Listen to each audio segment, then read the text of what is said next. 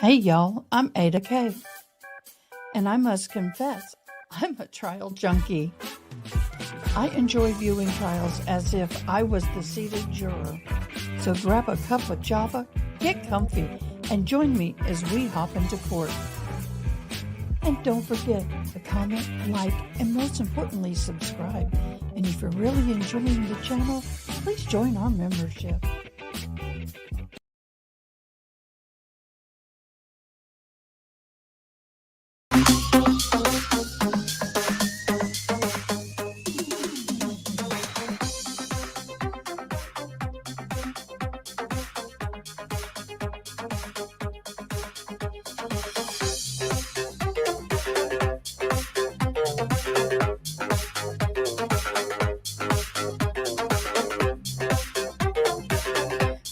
Hello, everybody. Oh my gosh, I was getting ready for a live today, and we have news, breaking news.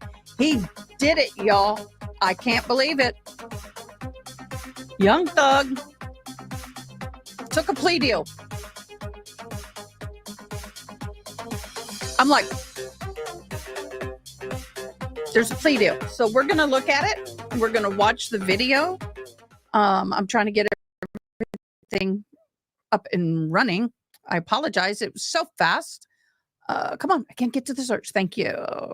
How is everybody doing tonight? How is everybody doing tonight?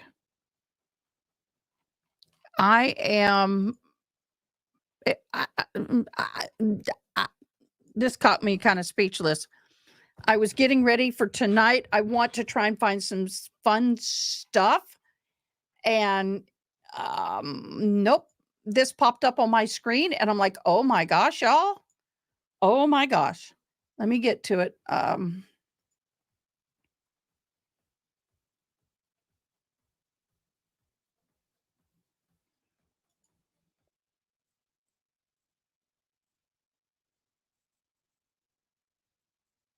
I'm sorry, sis, just excuse me. My bad. I need to end the live.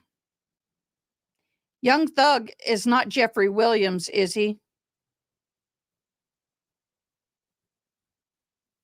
Yeah, Young Thug. Okay, that is him. Okay. They changed their names, and I'm like, ugh. Okay. So he was born. Okay, let's see. What was his faces?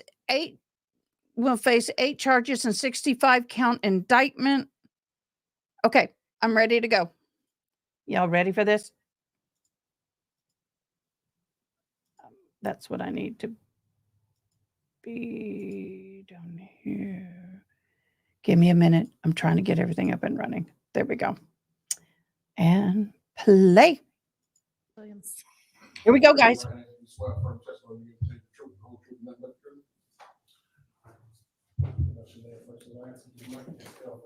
The mic is really low. I'm gaming it as much as I can. Jeffrey Williams, Jeffrey Williams. Why did you waste what, $20-30 million in this? Good afternoon, Mr. Williams. Finally, thank God. Good afternoon. Are you the same Jeffrey Williams indicted in case number? Your Honor, Yes, ma'am. actually, have we all signed the indictment, or are we going to do that afterwards? Because I don't have a copy of it. I don't know the answer to that. I don't believe that we We have. have not signed the indictment. Okay, probably be a good idea to do that. Does anyone have a copy? You don't? Okay. Where's the one we were using yesterday? We'll do that in just a minute. You can go ahead with the colloquy. And Your Honor, we don't have the waiver form as well. I believe that the court had one. Got it right here. I've got blanks. Y'all filled one out, right? We have. Okay. Thank you.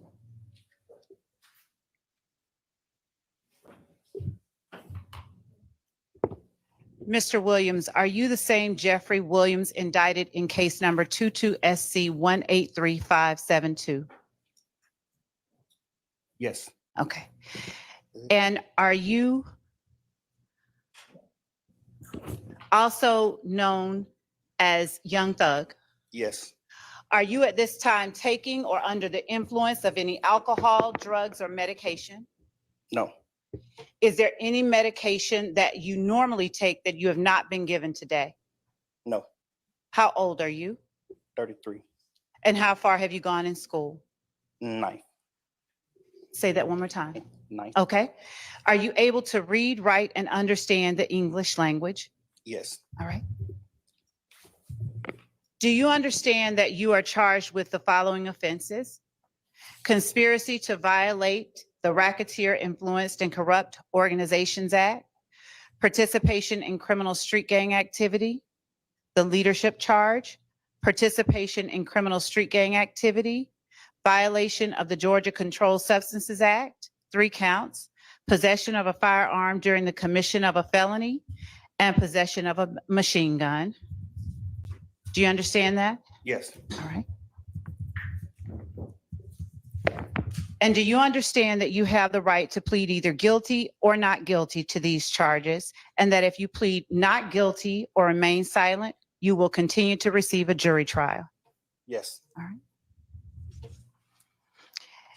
And have you received this waiver of rights form that I hold in my hand from your attorney and reviewed it with your attorney? yes, All right. And is this your signature on the bottom of this? I'm shocked. yes, I got that. Dun, dun, dun, dun, dun, dun, dun, dun, dun, dun, dun. Remember that song? I got that. Have you had enough time to speak with your attorneys, Mr. Steele and Mr. Adams, about all of the facts and circumstances known to you regarding the charges in indictment 22 SC 183-572, including any potential defenses? yes, Do you need additional time to discuss this case with your attorneys? no, Are you satisfied with their services? yes, Mr. Steele and Mr. Adams, do you on behalf of Mr. Williams waive a formal reading of this indictment? Yes, Your Honor. You do. And do you, Mr. Williams, waive any and all defects in this indictment, including any with respect to your name? yes, Have you been arrested on these charges?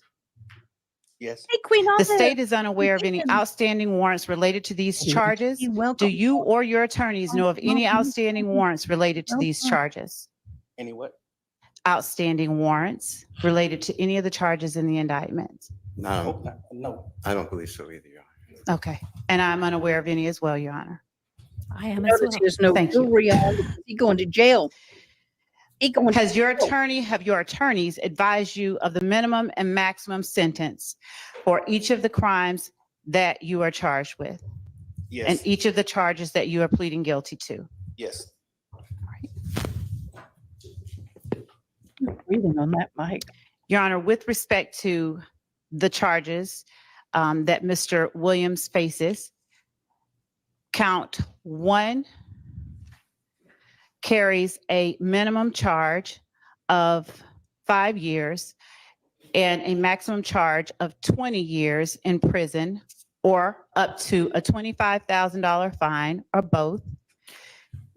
Isn't it a $15,000 fine? Because wasn't it the version of the statute in effect at the time, or was that the same for RICO? Was RICO 25? Yes, Back- RICO was okay. 25. All right, thank you.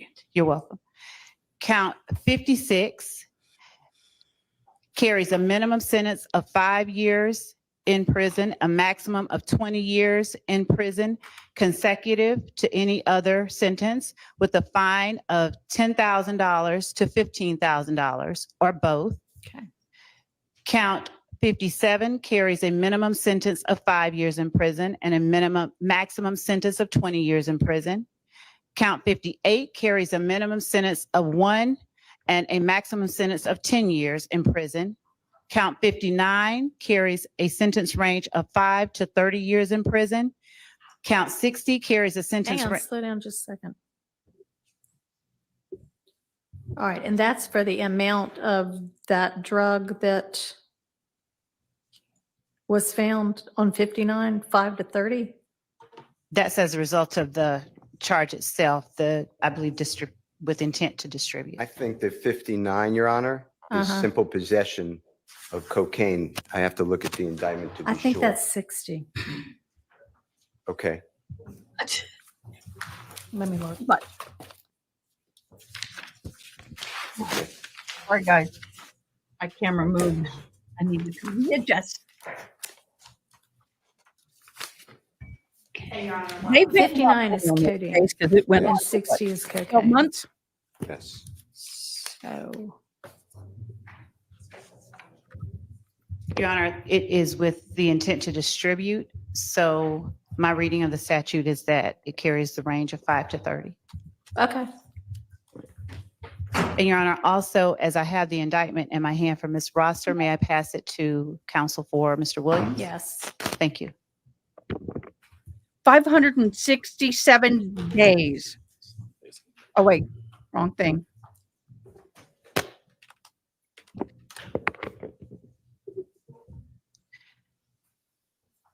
Your Honor, with the court's permission, I'll permit time Go for ahead. them to, okay. Count 60 carries a range of 1 to 5 years in prison. Months. Count 61 carries a mandatory 5 years consecutive to the underlying felony. Count 62 carries a sentence of 10 years consecutive for a total maximum exposure of 120 years in prison. All right. Were you aware of that, Mr. Williams? Yes. Do you understand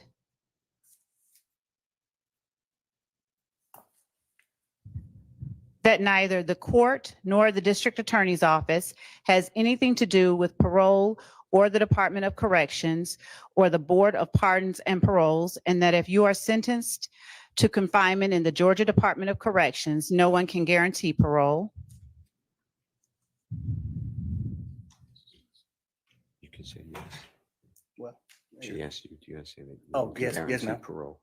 Your Honor, may I allow Mr. Williams time to finish signing the indictment? Okay.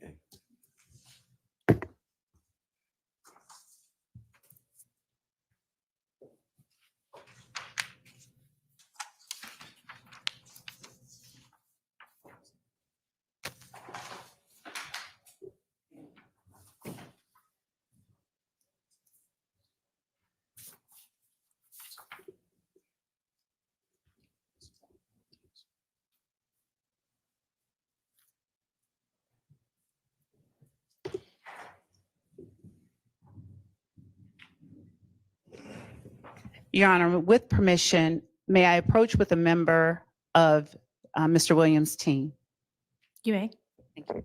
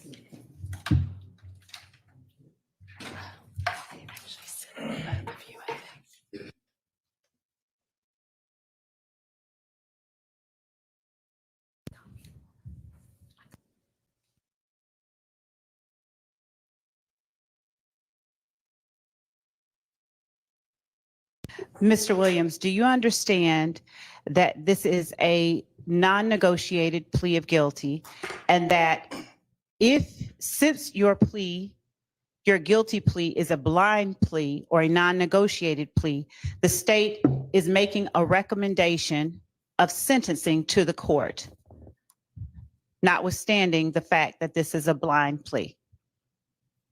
You understand that, Mr. Williams? Yes. Okay. And Mr. Williams, were you aware of the state's previous offer that was turned down prior to your making this non-negotiated plea? Yes. All right. And Your Honor, at this time, the state is making a recommendation of 45 years with 25 to serve in custody, followed by 20 on probation.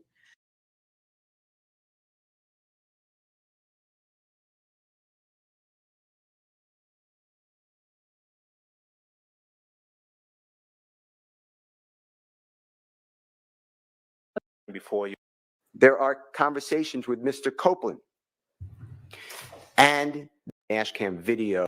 Made a post, Do you have- 5 years of probation to serve concurrently with count 57 and 58. Count 60, 5 years of probation concurrent with count 57, 58, and 59. Count 61, 5 years of probation consecutive to count 57.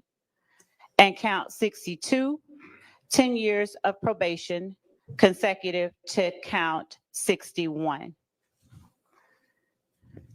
All right, thank you.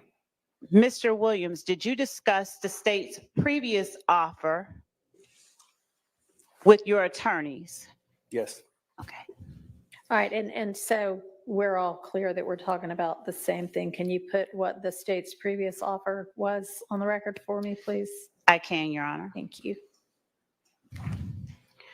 The state's previous offer was a total of 43 years with 20 years, 5 years to serve on count 56, commuted to time served, followed by 15 years on probation. On count 58, the sentence was 10 years to serve in the Georgia Department of Corrections, consecutive to count 56. Count 59 was 3 years to serve in the Georgia Department of Corrections, consecutive to counts 56 and 58. Count 60 was 5 years to serve in the Georgia Department of Corrections, consecutive to counts 56, 58, and 59. Count 61 was 5 years to serve in the Georgia Department of Corrections, consecutive to counts 56, 58, 59, and 60. Was that the entirety of No. what the sentence was? No, Your Honor, I mean, I I'm know still there were reading. special conditions, so y'all were There going to are. null pros, We, what, 1 yeah. and 62? yes, as part Okay. of the recommended sentence, in exchange for the defendant agreeing to the special conditions that we asked the court to impose, the state was willing to null pros count 1, count 57, and count 62. Okay, and then all of that consecutive to the probation, that was going to be what we call backloaded, and what were y'all proposing with regard to that, since it was The going to total- follow the probated sentence? The total sentence was 43 years to serve, with the first 5 years in prison commuted to time served, followed by 15 years on probation, followed by 23 years in prison, which would have been served in confinement, except that if defendant had complied with the special conditions of probation imposed as part of this sentence, the backloaded portion of defendant's sentence would have been commuted. However, should defendant had violated any special condition of probation with within the first 15 years of his sentence, his probated sentence would have immediately been revoked, and he would have been required to serve the entire remainder of his sentence confined to the Georgia Department of Corrections. All right, so as long as he had successfully completed his 15 years of probation, the 23 years that was going to follow it was going to be commuted to time served as long as his probation was successful. Is that right? Yes, Your Honor. Okay. And the special, would the court like for us to? No, I was really more interested in the length of sentence and what y'all had. I know you didn't reach agreement, but y'all, that's what the last offer had been with, of course, a bunch of special conditions, which I guess is where the hangup was. I don't know. Right. Defendant did not want to agree to the special conditions. All right. Is that basically your understanding too, Mr. Yes, Your Honor. Steele It and would have Mr. been, Adams? yes, Your Honor, Mr. Williams would have been released today for 15 years on probation. If he successfully completes that probation, then he would not have to go to custody. If Which he did means not, he he'd made face it off probation tonight. revocation as well as 23 years, as the court said, backloaded in the Georgia prison system. But we Okay. could not come to terms on all the conditions that the district attorney was insisting upon. Okay. All right. Thank you. Go ahead, Ms. Love. Okay. And Mr. Williams, were you aware of that previous offer as well as all of the requirements that that offer would have entailed? Yes. And had you had enough time to discuss that particular offer with your attorneys? Yes. All right, The previous one? the previous offer. Yes. Do you understand that the court can impose any sentence authorized by law, including a higher sentence than that recommended by the state, up to the maximum sentence on each charge in this indictment? Do you understand that, Mr. Williams? Yes. Do you understand that if you enter into a non-negotiated plea, you do not have a right to withdraw your plea once the sentence has been announced? Yes. Do you understand that this is a guilty plea which is permanently recorded on your criminal history? Yes. Do you understand that this plea may be used to enhance sentencing on other convictions in this jurisdiction as well as in other jurisdictions, including in the federal courts? Yes. Do you understand that if you are currently on probation or parole, your probation or parole may be revoked based on your entering a guilty plea today? I'm not on probation. Okay, so you're Yeah, not on if you probation. were on probation, Yes, yes, yes. but if you're not, then it doesn't matter. Okay. Do you understand that if you are placed on probation of any kind by this court, you cannot violate any criminal laws of any governmental unit or any special conditions of probations without being subject to revocation for the balance of the sentence the court imposes? Yes, I know. I know. Do you understand that you are not allowed to possess or use a firearm while on probation? Yes. Do you understand that if you are not a United States citizen, a guilty plea conviction will affect your immigration status and will result in deportation, just like a conviction at a trial would, and that this is true regardless of any advice by your attorney or anyone else? Yes. Do you understand that neither the court, your attorney, nor the district attorney's office has anything to do with parole, and the Department of Corrections or Board of Pardons and Paroles, and that no one can guarantee parole no matter what anyone has told you? Yes. Do you understand that there may be other adverse or unfavorable consequences as a result of this guilty plea conviction, just as there would be from a conviction following a trial? For example, your guilty plea may affect the right to vote, the right to hold public office, the right to serve on a jury, the right to obtain a passport, the right to receive, possess, or transport a firearm, or the ability to obtain employment. Do you understand that, Mr. Williams? Yes. I don't think he's. Do you understand that by pleading guilty to a felony, if you use, receive, possess, or transport a firearm, or if you use a firearm in a crime, you will be guilty of a felony, which may carry a sentence of up to 1 to 15 years in prison? Yes. Okay. Do you understand that you waive any and all defenses, including any mental health defenses, by entering a plea of guilty? Yes. Do you understand that if you went to trial, you would have the right to that if you continued at trial, rather, you would continue to have the right to a trial by jury, the right to see, hear, and confront witnesses called to testify against you, and the right to testify or to remain silent and not incriminate yourself? Do you understand all of those things? Yes. Do you understand that by pleading guilty, you are giving up the following rights? The right to a trial by jury. Do you understand that? Yes. The right to remain silent and not incriminate yourself. Yes. The right to confront witnesses against you. Yes. The right to continued assistance of counsel hired by you or to court-appointed counsel if you cannot afford an attorney at the continued trial of your case. Yes. The right to the presumption of innocence. Yes. The right to testify on your own behalf and to present other evidence. Yes. The right to subpoena witnesses and compel the production of evidence. Yes. The right to have the charges against you proven beyond a reasonable doubt. No, Yes. he's The false. right to appeal if convicted of these charges after a trial. Do you Yes. understand? Yes. Has anyone forced, threatened, or promised you anything to get you to enter a guilty plea? No. Is it your decision done to waive these rights and enter a guilty plea because you are in fact guilty? Yes. Well, Your Honor, may I interject? You may. Your Honor, on count 1, which is the racketeering conspiracy count, Mr. Williams is tendering a plea under nolo contendere. As to count 56, which is participation in a criminal street gang activity as being a leader or a supervisor or organizer, Mr. Williams is also tendering a plea to this honorable court as under nolo contendere. The balance of the counts, so he is tendering a guilty plea. Your Honor, Yes, ma'am. would the court like to hear from the state or not?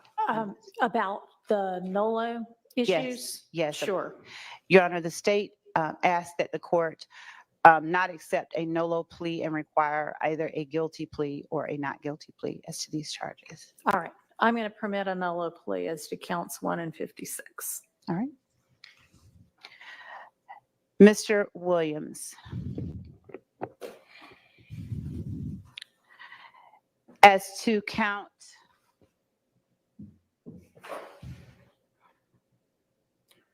57, participation in criminal street gang activity, how do you plead? I plead guilty.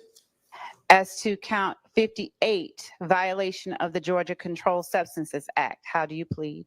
Guilty. As to count 59, violation of the Georgia Controlled Substances Act, how do you plead? Guilty. As to count 60, violation of the Georgia Controlled Substances Act, how do you plead? Guilty. As to count 61, possession of a firearm during the commission of a felony, how do you plead? Guilty. And as to count 1, conspiracy to violate the Racketeer Influenced and Corrupt Organizations Act, how do you plead?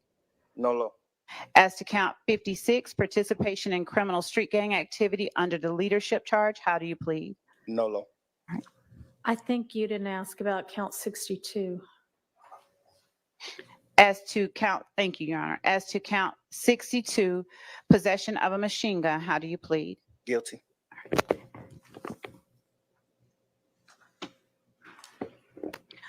Are you pleading guilty to the offenses you have indicated because you are in fact guilty of these charges? Yes. All right. Are your guilty pleas and your nolo pleas freely and voluntarily given with the full knowledge of the charges against you? Yes. Do you understand that you may have only a limited right to appeal this guilty plea conviction? Yes. Do you understand that you have only 4 years from today's date for a felony charge and 12 months from today's date you don't have a misdemeanor charge, but to file a habeas corpus petition challenging the voluntariness and constitutionality of this guilty plea? Yes. Your Honor, also, Do And you, you have my- 30 days from I was- today to file a direct appeal from this guilty plea and until the end of this term of court to file a motion seeking to withdraw the guilty plea, which does not mean it would be granted, but that's the time period, okay? What's a direct appeal? Well, you can talk to your attorneys more about it, but it would be up to one of the, like the Court of Appeals, I think is where this one would go. It's just the time periods. and Your Honor, the state, in addition to the sentence we are asking that the court to impose, Okay. we would also be asking the court to require or to forfeit, have defendant forfeit all of the property that has been seized and that is currently being held, that was found or recovered or taken from his home after it was searched on May 9th. Do you have any kind of list of Maybe what you that wanna give them property the is? I guns mean, I'm not familiar with what was seized. And Your Honor, we're not We not do, and agreeing. that- Oh, I know, I mean, I assume y'all aren't agreeing to anything. not or you agreeing would to that. Present it as a negotiated plea. We're not, but we do have a list of the All right. property Do you have items. it where available right now?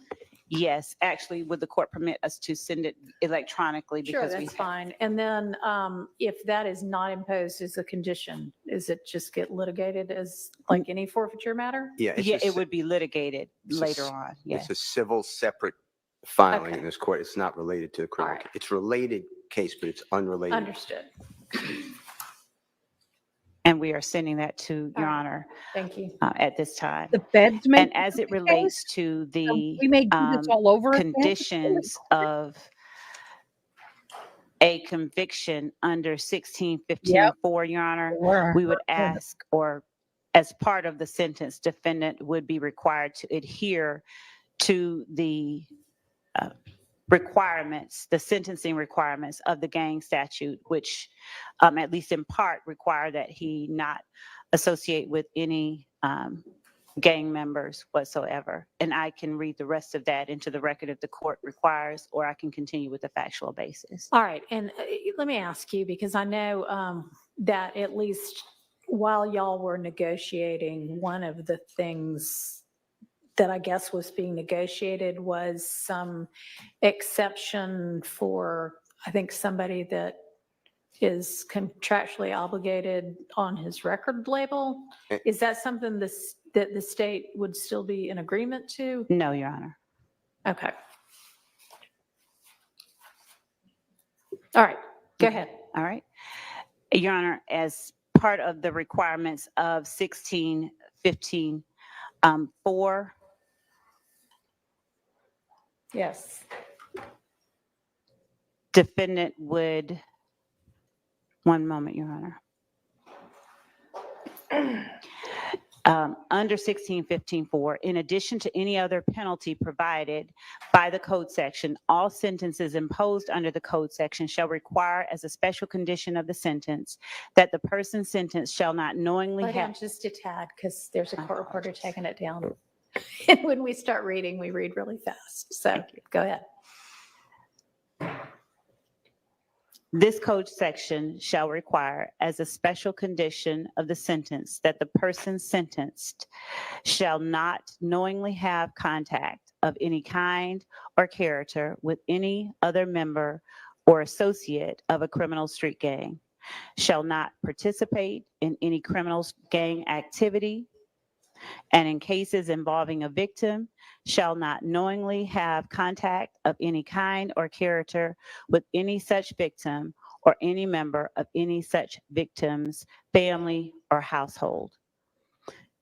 So that is, and we've listed in our indictment the victims of the crimes, the overt acts that have been committed, and under the basic conspiracy law, those are the victims that we are naming. Your Honor, as this case has been tried and would continue to be tried until the state completed its case in chief, the evidence has shown that the defendant,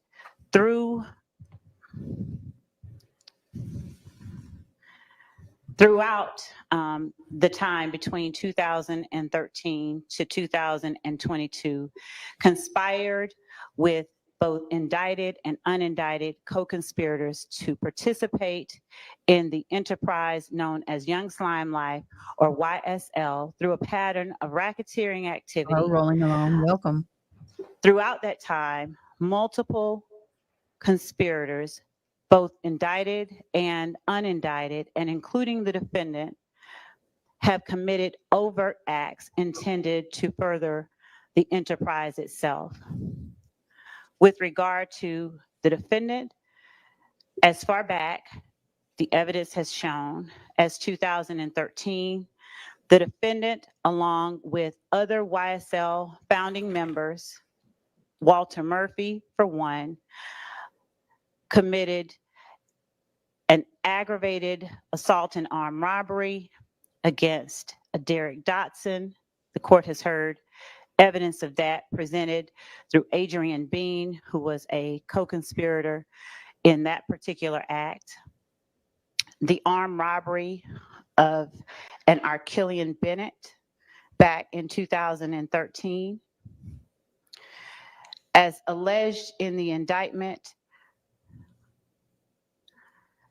defendant and unindicted and indicted co-conspirators committed acts to further YSL that included drug sales, aggravated assault, and murder.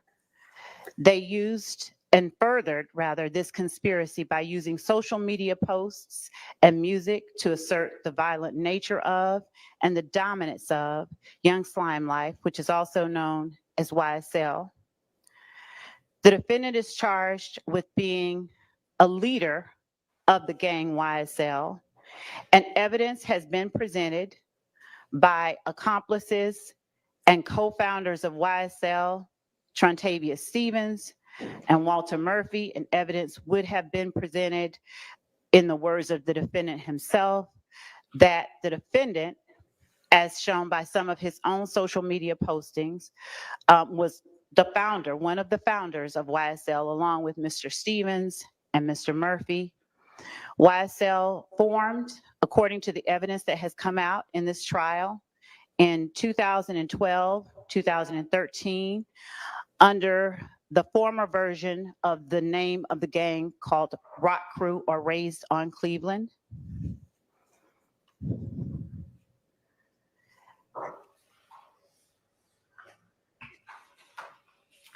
The court has heard evidence of the 2014 and 2015 incidents that have involved conflicts between YSL members and IF gang members, that included someone shooting the window of Mr. Williams' car, and armed individuals rushing outside during shootings at Club Crucial to ensure Mr. Williams' safety, shootings at a place called the Dugout, where armed individuals rushed to ensure Mr. Williams' safety, shootings at Mr. Kelvin Watts committed by members of YSL, communication with members of YSL after those incidents, and ultimately the murder of Donovan Thomas at the hands of members of YSL. The evidence has shown and will show that on January 10th of 2015, members of YSL drove a car rented by the defendant, a gray Infiniti, and drove past Mr. Thomas as he stood outside of a barber shop congregating with friends, and unloaded an array of bullets on Mr. Thomas, hitting him, his Chevrolet Tahoe, and two other persons in the process. Mr. Thomas died from those bullets. Phone records show that communication was held between Mr. Williams, Mr. Kelvin Treadwell, Mr. Demise McMullen, corroborating accomplice testimony that has been presented in this courtroom regarding what happened, who committed the murder, and what happened to the guns and the vehicles that were used in the murder. After the murder of Donovan Thomas Jr., the members of YSL responsible for the murder and members of YSL who were not responsible for the murder congregated at Mr. Williams' condominium called the Sky House, and they all made plans and later either drove or flew down to Miami. Prior factual acknowledgments by members of YSL include that Mr. Williams gave each of the persons who accompanied him to Miami money to lay low as they left the city following the murder of Mr. Thomas. The evidence has shown the ensuing conflict that occurred after Mr. Thomas was killed. It has shown shootings at Mr. Rashawn Bennett's home, shootings at Mr. Darren Mills' mother's home, and I said Mr. Rashawn Bennett's mother's home. Shootings unrelated to the conflict with members of If Gang, of a Lil Wayne tour bus. That shooting followed the confronting by Atlanta Police Department of members of YSL that drove to the compound where Lil Wayne was making an appearance and who drove there with the intent to disrupt and cause harm and to shoot up Lil Wayne's tour bus. Lil Wayne was another artist with whom Mr. Williams was having conflict, according to the testimony that had been presented. Mr. Williams had come out at that time with a mixtape that carried the name of an album that Mr. Carter was set to release and was not able to because his label would not allow that to happen. That caused a contractual or the threat of a lawsuit. It caused Mr. Williams angst. He posted about it. He said derogatory things about the persons who were threatening him with the lawsuit. And as a result, he had to rename his mixtape to something different than what he initially intended. The person who ultimately was convicted of shooting that tour bus up, Jimmy Winfrey, is a person that I believe that recordings have come in regarding jail phone calls, rather, from Mr. Winfrey and members of YSL regarding communication about getting a lawyer.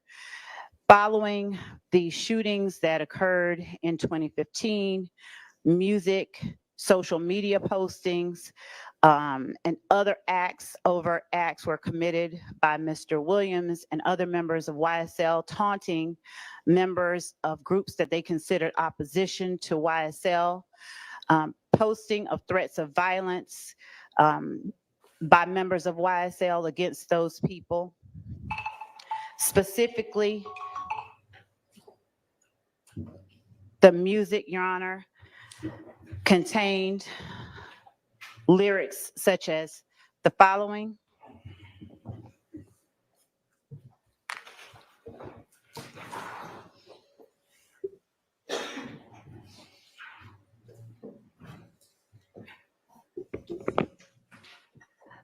I rep my life for real, for slimes, you know I kill.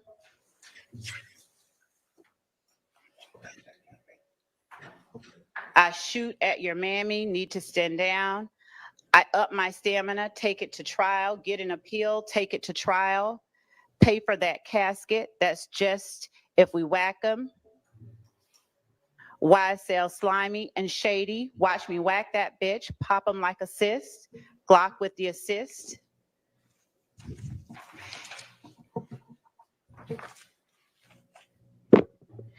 It also consisted of a song wherein Mr. Williams sang or rapped the lyrics, hey, this is that slime shit, that YSL shit, killing 12 shit, fuck a jail shit.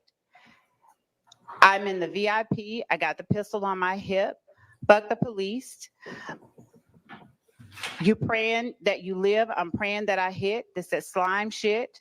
100 rounds in a Tahoe. I'm prepared to take them down. Got banana clips for all these ends acting monkey. This is that slime shit. This is that mob shit. Fuck the judge. YSL. This that mob life.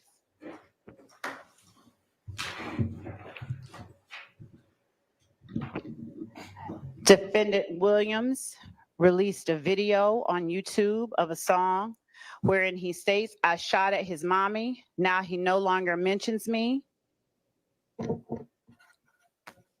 Act like you want war and they gonna smoke you like a blunt.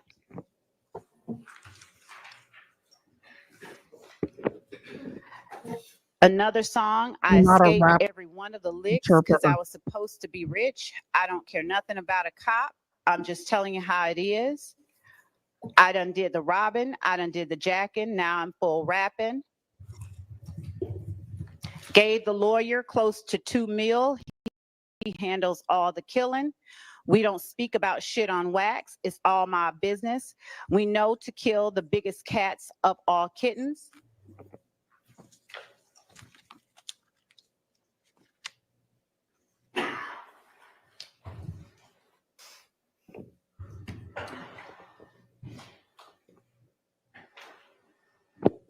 In another song, I was on Cleveland, stuck like a magnet, bitch ass N-word, pay for that casket, that's just if we whack them.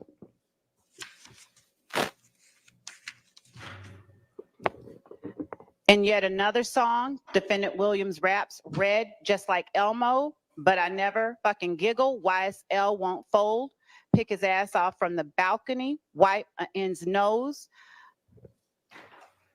I'm gonna F for the cash, then she getting robbed by Tick, a reference to Trontavia Stevens. All I ever wanted was the money, put your hands in the air if you dare. F and N, put him in a wheelchair.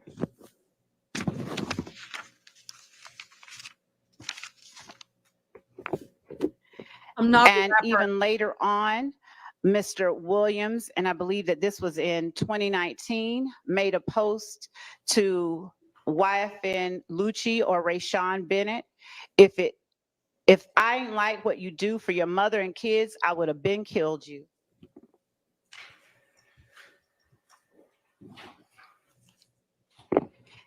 And in yet another song entitled Anybody, Defendant Williams stated, I never killed anybody, but I got something to do with that body. I got the streets on my back, carry it like I'm moving a body.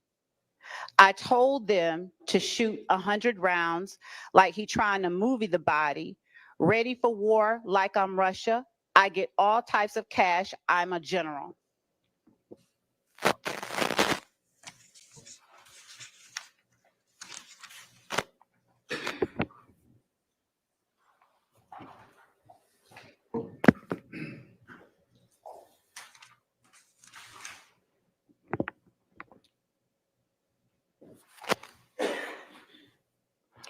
As Mr. Williams' prominence in the music industry rose, his ascension within or in leadership in the gang YSL became more apparent as he rapped and talked about the crimes that YSL co-conspirators and members committed and how he got away with robberies.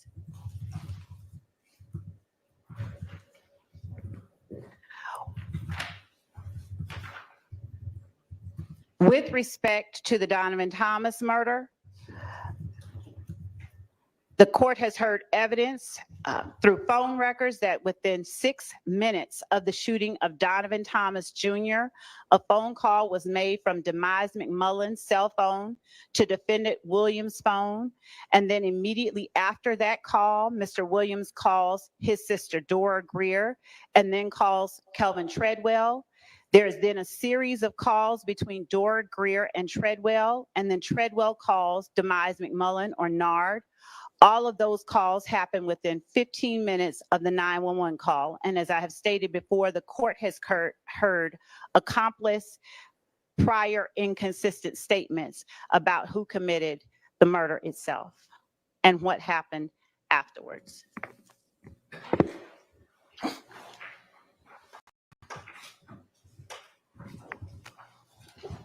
The conflict between YSL and members of If Gang continued into 2019, wherein Mr. Williams raps the lyrics that I referred to earlier. In May 2019, a YSL member shot multiple times at a vehicle owned by Rayshawn Bennett, a black and red Mercedes-Benz G-Wagon. At the time was being driven by a Milton Howard Jr. It was after that incident, later in August 2019, that defendant Williams posted on his page the language, YFN, if I ain't like what you do for your mother and kids, I would have been killed you. The post was then deleted from his account. Through text messages of a co-conspirator, Marquavius Huey, there was communication between Mr. Huey and Mr. Williams, both in January and in September of 2020. On January 19th, 2020, Mr. Williams sent a flyer to Marquavius Huey with the performance location of Rayshawn Bennett, or YFN Lucci. And when he sent that, he sent it with the message, "Handle that tonight, SLAT, SLATT. Mr. Huey responded, SLAT, SLATT. On September 2nd, 2020, Mr. Huey sent a flyer to Mr. Williams with another performance location of YFN Lucci, and Mr. Williams responded, SLATTY, that is SLATTY, handle and stay very low. Mr. Huey responded, SLAT, and for show, FASHO. I've been out the way and appreciate you for everything, my brother. Never about money with me. I'm built on loyalty. Mr. Williams responded, SLAT, handle that. I got you. Through text messages and on a separate occasion, Mr. Huey said and conveyed to Mr. Williams that he would sit down for any one of them. And I believe that to be a reference of going to jail. When Mr. Bennett was not killed in 2022, Jaden Myrick sought permission from defendant Williams to stab Mr. Bennett while Mr. Bennett resided with Mr. Myrick at the jail. Mr. Myrick reached out to co-indictee Khalif Adams, who reached out to co-indictee Demikion Garlington to get permission from Mr. Williams. Demikion Garlington was also involved in the back and forth shootings back in 2015. On February 9th, 2022, Rayshawn Bennett was stabbed by Jaden Myrick at the Fulton County Jail. And after that stabbing, Mr. Myrick reached out multiple times to Mr. Adams for some type of compensation for the stabbing. Mr. Adams reached out to Mr. Garlington about the payment for the completion. On February the 22nd, 2022, YSL co-conspirator and co-indictee Christian Eppinger called YSL co-conspirator Antonio Sumlin to get permission to finish what Mr. Myrick could not complete, that is the killing of Mr. Bennett. Mr. Eppinger asked for payment for a lawyer. However, these calls were intercepted and Mr. Bennett was relocated. In March 2022, information about the stabbing made the news, and shortly thereafter, a series of violent offenses occurred. On March 11th, 2022, YSL associates Christian McMiller and Darius Ford were gunned down. Mr. McMiller is a childhood friend of Mr. Williams. Mr. Ford was also a friend of Mr. Williams. On March 12th, the day after, there was a shootout near the Cleveland Avenue area. A shooting by a YSL associate, Stephen Harris, in YFN territory occurred, and a YFN member was shot in the head. March 11th through March 14th, there were a number of social media posts going back and forth between members of YSL and YFN. One of them was a post by Shannon Stillwell's, "We ain't the only ones who ain't gonna be crying, that's going to be crying." After a posting was made by Mr. Watts picturing him, Mr. Shamel Drinks, and Mr. Jasper Walters,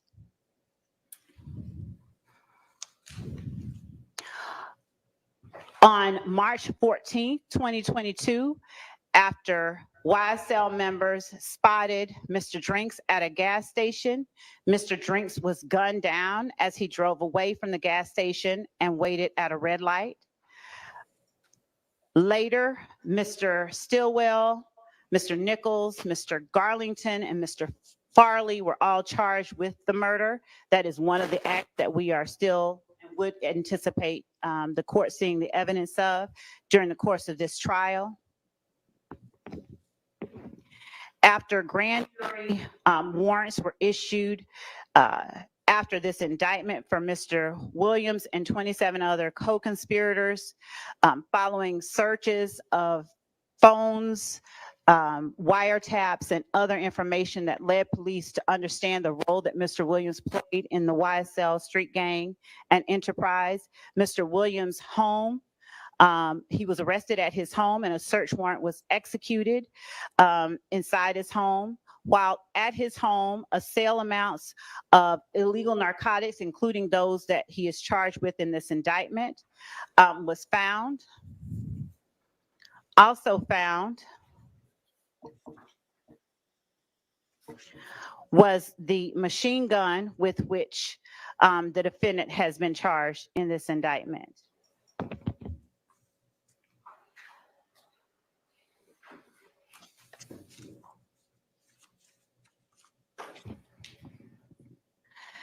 The gun had a switch. The narcotics included marijuana, codeine, and cocaine. And inside the home were also other guns besides the guns with the switch. The items were seized, and again, Mr. Williams was subsequently arrested, along with other YSL members at Mr. Williams' home. Your Honor, that is the evidence that I believe has been shown throughout the course of this trial and that the state would continue to show. There are several messages between Mr. Huey and Mr. Williams inside the cell phone one of the cell phones that were recovered from Mr. Huey, besides the messages about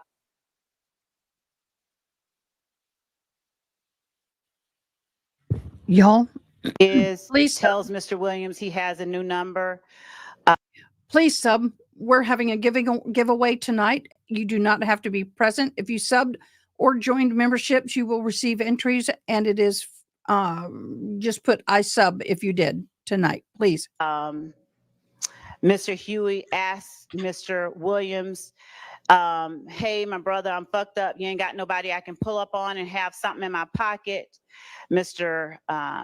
Williams responds, "Slat, let me call BEO."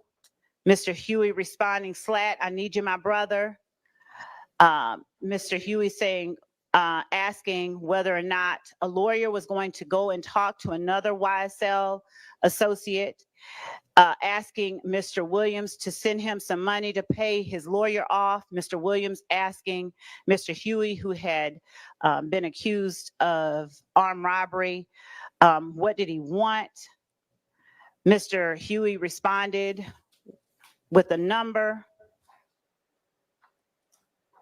Mr. Williams responded, "Slat." After Mr. Williams stole a star ring from one of the victims in the indictment, he asked Mr. Williams, "Do you have a star ring?" Mr. Williams said, "Yes." Mr. Huey said, Slat, you can't cash out me $500 so I can make a payment to my lawyer. Mr. Williams responded, Slat. Mr. Huey sent him his phone number. Mr. Williams assured him through his responses, Slat, that he would take care of them. Throughout Mr. Huey's phone, you see messages of this nature between Mr. Huey and Mr. Williams. The court, again, will hear that as this trial continues. The recommendation that the state previously made prior to us reaching this point was made with the hope that Mr. Williams would agree to certain special conditions of probation that we asked him to adhere to, and that he would take ownership and responsibility for being the leader of YSL. Given that those negotiations have broken down, we are asking that the court sentence Mr. Williams as we have asked earlier. And prior to the court imposing a sentence, we would ask that Ms. Shawana Edmonds, who is the mother of Mr. Thomas, be allowed an opportunity to make an impact statement. And that is all that we have, unless the court has questions. Okay, well, given that Mr. Williams is not charged with the murder of Mr. Thomas, I don't think that that is applicable here. I checked on that, Your Honor, with respect to count one. As a co-conspirator, Mr. Williams is responsible for all of the acts of the other co-conspirators, the overt acts. The overt act of the murder of Donovan Thomas is one of those acts. I know, and this trial is not complete, and so y'all have not yet proven that. Not to mention that you dismissed the murder charge against one of the co-defendants who already pled, so. Not for that case, Your Honor. That was that was Mr. Drinks. Okay. We have not dismissed any. All right, well, if there's a conviction on the RICO or murder count following the close of this trial, that would be the appropriate time for the victim impact statement to be made. All right, Mr. Steele or Mr. Adams, does the defense want to put anything on the record? Obviously, you need to make a recommendation. Yes, Your Honor. Go ahead. Many of the statements made by the prosecutor, we vehemently disagree with. The prosecutor misstated many pieces of evidence and then took liberty that that is the state's theory. Mr. Williams has tendered a nolo contendere plea to the RICO conspiracy count. And in that count, there are several overt acts. And the first one, Your Honor, deals with a traffic stop. It's on September 9th of 2013. And I won't go through every one because it might take a long time, but just for completeness for this, as court knows, Mr. Williams is driving a car. There is a dash cam video of the stop. The officer who testified at the trial 11 years later, the case was a gun was found under the passenger seat. Mr. Williams is not tied to the gun. He's not convicted of that. And the dash cam video that the officer said would have picked up sound as well as definitely video was never turned over to us, supposedly lost. Could not explain the loss. The armed robbery in another overt act of Mr. Dodson, D-O-D-S-O-N, has the following information. The state only, because we haven't called witnesses yet. So the state put up a man who said nothing except, I don't recall. And then they put in his prior recorded jail calls. That man was taken, his name is Mr. Bean, B-E-A-N. He was taken to Grady Hospital and he was spoken with by a detective. The state vehemently accused me of lying to the jury, that the man never went, Mr. Bean was never taken to Grady Hospital, and that somehow I planted on him to say something on a recording where he said, the reason I implicated Jeffrey Williams is because the police told me that it would be easier for me. Then I had to go through the CAD reports and show that Mr. Bean was in fact taken to Grady Hospital, and Mr. Bean on recording told Detective Quinn, who of course told the truth. Yes, when I spoke to the detective previously, I did lie. Then what the state doesn't tell the jury is that there's another man in the car. He is shot at the scene. He's arrested. He pled guilty. His name is Fred Prethro, P-R-E-T-H-O. And Mr. Prethro is in the Georgia State Prison System, easy to find. Mr. Prethro was in Grady Hospital also, unfortunately suffering from a gunshot wound. And you can hear the medical equipment behind him. And Detective Williams came in and was recording the whole conversation and said how many people are in the car. And Mr. Prethro names the people. Adrian Bean, who's the gentleman I just said, himself, and Walter Murphy. Are you sure there weren't a fourth person in the car? No, the three of us. The state doesn't call that person. The state does call Detective Williams. So I wanted to ask and inquire on that. The state, to obstruct, if that's obstruction, asked the predecessor court to prohibit me from getting into the fact of any conversation that would have impeached another witness. It's fine. Fred Prethro's on my witness list as well as the detective, and I have the recordings. In addition to that, Walter Murphy gave a statement while in the hospital, and his statement is very interesting. It's two different police reports, signed the same date, which is September 11th of 2013, and on the first 7 lines of the police report, they're identical. Then all of a sudden, when it gets to on the right-hand police report, it says Mr. Murphy stated that there were 3 people, I believe, I have to go back, in the vehicle. On the other police report, it states Mr. Murphy stated there were 4 people. There's no reason that they should be different. They're both signed the same. The state doesn't call that officer at all. I tried to ask Mr. Murphy about it. The state objects, and the predecessor judge sustained the objection. Mr. Williams was not involved in the Mr. Dotson. Miss Bennett, that was Mother's Day, May 12, 2013. She reports allegedly an armed robbery. The detective who testified here and investigated stated he never took out arrest warrants from Mr. Williams.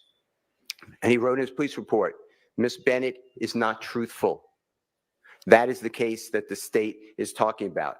The state then, there was Brady evidence that they don't turn over, and we find out about it in court after they arrest Miss Bennett because they say she's not cooperating, and it comes out that she told the prosecution over and over again that this did not happen the way that she reported it, and she doesn't remember. As to Donovan Thomas, and Mr. Williams has nothing but empathy, sympathy, and sorrow. They were friends. It is a lie. What the prosecution has put before this jury is a lie. What happened here is the prosecution comes up with a theory because they need a motive, they think. I know you don't need a motive in reality to prove a murder case or any other case, but they wanted a motive. So they made it where Mr. Williams and a gentleman named Rich Homie Kwan, his name is Mr. Lamar, he's a performer, and Mr. Williams and Mr. Lamar were close. There are public documents, recordings, Mr. Lamar being interviewed almost every year, and then he talks about his time with this band or group called Rich Gang. And he says every year up to this past year, he, God forbid, died. We can't call him as a witness, how close he is to Mr. Williams. The state, though, made it in this case, or tried to make it, that Mr. Williams and Rich Homie Kwan are enemies because Rich Homie Kwan will not sign with a record label that has nothing to do with Mr. Williams. Mr. Williams doesn't sign to that record label. That record label is owned by a gentleman named Brian Williams, also goes by Birdman. Wildly successful. He started Drake's career. He started Mr. Dwayne Carter, performer known as Lil Wayne's career. He started Nicki Minaj's career. Just fabulous, powerful person, well respected in the industry. But the state wants it to be that Donovan Thomas interceded and would not let Rich Homie Kwan sign to Mr. Brian Birdman Williams, and that is the reason that Jeffrey Williams had a feud and killed Donovan Thomas. Your Honor, what the evidence would really show if we kept going to trial, and I could tell you that Mr. Adams and I never thought we'd be in front of this honorable court. We always thought it would go all the way through trial.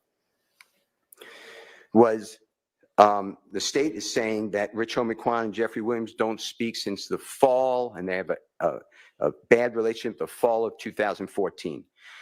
We would have shown, and we served on the state, December 15, 2014, Jeffrey Williams in a private plane with Mr. Lamar or Rich Homie Quan, and they are high-fiving and laughing with each other. That is on audio video. There's a man who the state hasn't called yet, Mr. Martinez Arnold, also known as Duke. It's on the state's witness list. He's represented by the Honorable Ashley Merchant. He's on that plane as well. He would have identified the item, and he would have testified that Mr. Williams and Mr. Lamar were very close in December 2014. Then on December 29th of 2014, Mr. Williams, Mr. Rich Homie Quan, Mr. Arnold, others were at Brian Williams' home in Miami, Florida. There was a posting by Mr. Lamar, Rich Homie Quan, and a picture of Mr. Arnold and Mr.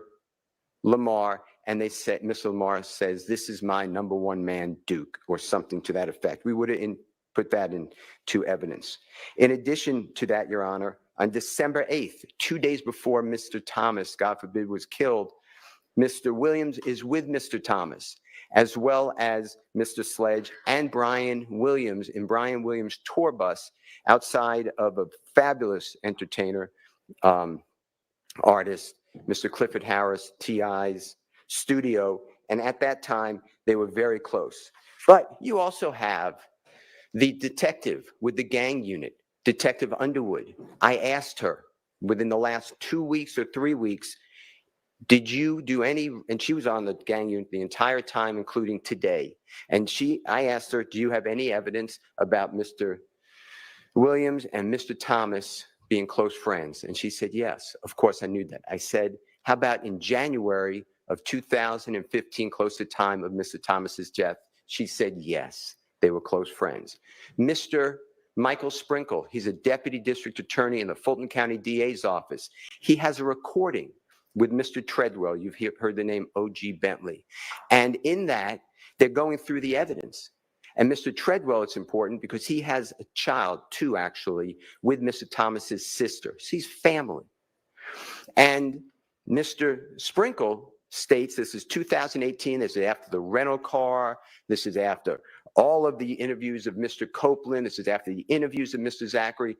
Mr. Sprinkle's in some of those interviews with Mr. Zachary. Mr. Sprinkle on tape, on recording, states, I do not know why anybody thinks Jeffrey Williams is involved in this killing. He and Donovan Thomas were close friends. It makes no sense to anyone.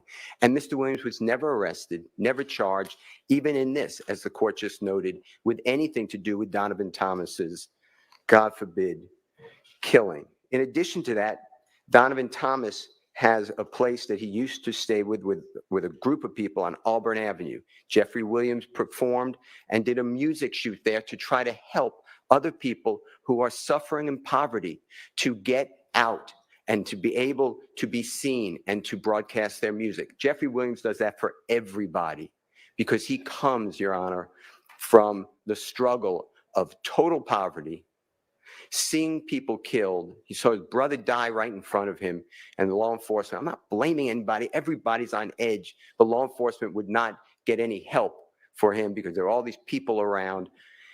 It is just what Mr. Williams has gone through is wrong for everyone. It's not just Mr. Williams, it's that whole community, but he's trying to get people out of poverty and out of that community. I have been with Mr. Williams where we have gone to speak with children together. And he tells them, don't be a rapper.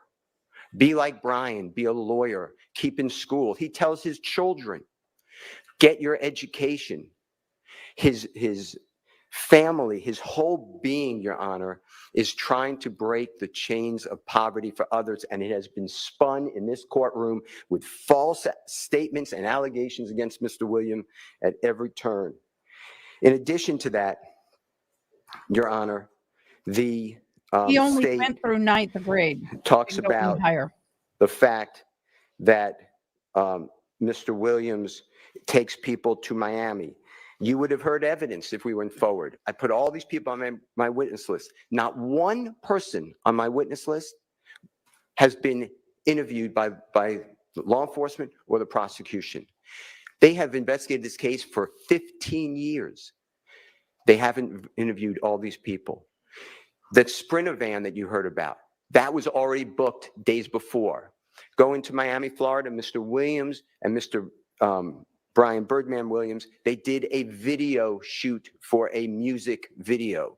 If anybody would have gone further with the expert for the state, they would have seen that Mr. Williams' cell phone does not contact any of the co-defendants that are named here in Miami, and Mr. Williams stays at a separate location than any of those persons. He would always take people who can't afford it on airplanes, on buses, on tours, to his concerts. He let everyone go because, Your Honor, they never left that area.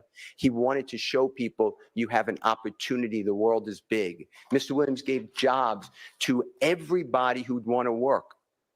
He'd give them jobs and security, and I'm not insulting them. They really weren't their jobs, but they were being mentored, but they were given titles and tried to give them respect and opportunity. But if they did not wish to work, Mr. Williams would not allow them to work with them. This has all been turned on its head by the state.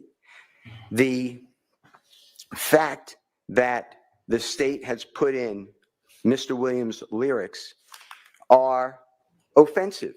Mr. Williams has tens of thousands of recordings. On our witness list, we are bringing in all of his people, his recording artists, his engineers, his managers, his record label, and an expert, the Honorable Dr. Eric Nielsen, to talk about how Mr. Williams creates his music. His music is then changed around and merged. Mr. Williams, some of the lyrics you just heard are not even uttered by Mr. Williams. The state has no idea when these lyrics were made. Some of them were made before the shooting of Donovan Thomas that the state is saying this applies to the Donovan Thomas killing with the Tahoe. They are so far afield of where we need to be when we are trying to, God forbid, take somebody's liberty, Your Honor. The state is talking about things like F the judge and I rep my life for real. That's not even said by Mr. Williams, but they don't care to find out. They are on a tunnel vision to try to convict a man who should not be convicted. Real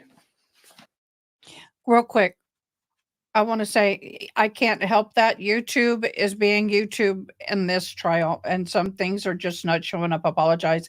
I want to say welcome. I'm AdaKay. We'll get this going real quick again. I just want to say to all you who were new here, blessings and happy Halloween. Statement about I never killed nobody, but I got something to do with that body. If the state just bothered to talk with anybody, that is a Nicki Minaj song with Jeffrey Williams. It is written by Nicki Minaj. That is on the text messages I gave, not the text message, the Instagram or Twitter rather, that I gave to the state. That is out well before this, but the state doesn't care. This was out in 2015 or 16 or 17 or 18, I can't remember, I think 18, where Mr. Williams is asked who wrote anybody, and his response is anybody was written by Nicki Minaj, and it was. But it was really written and sung, it's a takeoff of a song by Tupac. There's a song that it parallels, which is an inspiration.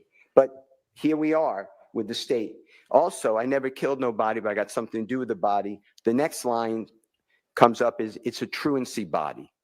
The state can't explain that, so they just conveniently leave it out. Your Honor, there were wiretaps on this case. Mr. Williams, it was going to come out, there was an application to wiretap his phone. The state never presented to a judge. That speaks volumes. the leader of the YSL criminal street gang, who's been involved from 2012 until his arrest. And even according to the state, while we sit here, they never even tried to wiretap his phone. It might have been because they don't really know what his phone number is. So all these communications you're being told about with Mr. Huey, I'm not so sure the state could have gotten anybody to say that's Mr. Williams' phone. This is how the trial has gone for us. But we sit here for almost 2 years since we did our jury selection initiation on January 4th, 2023.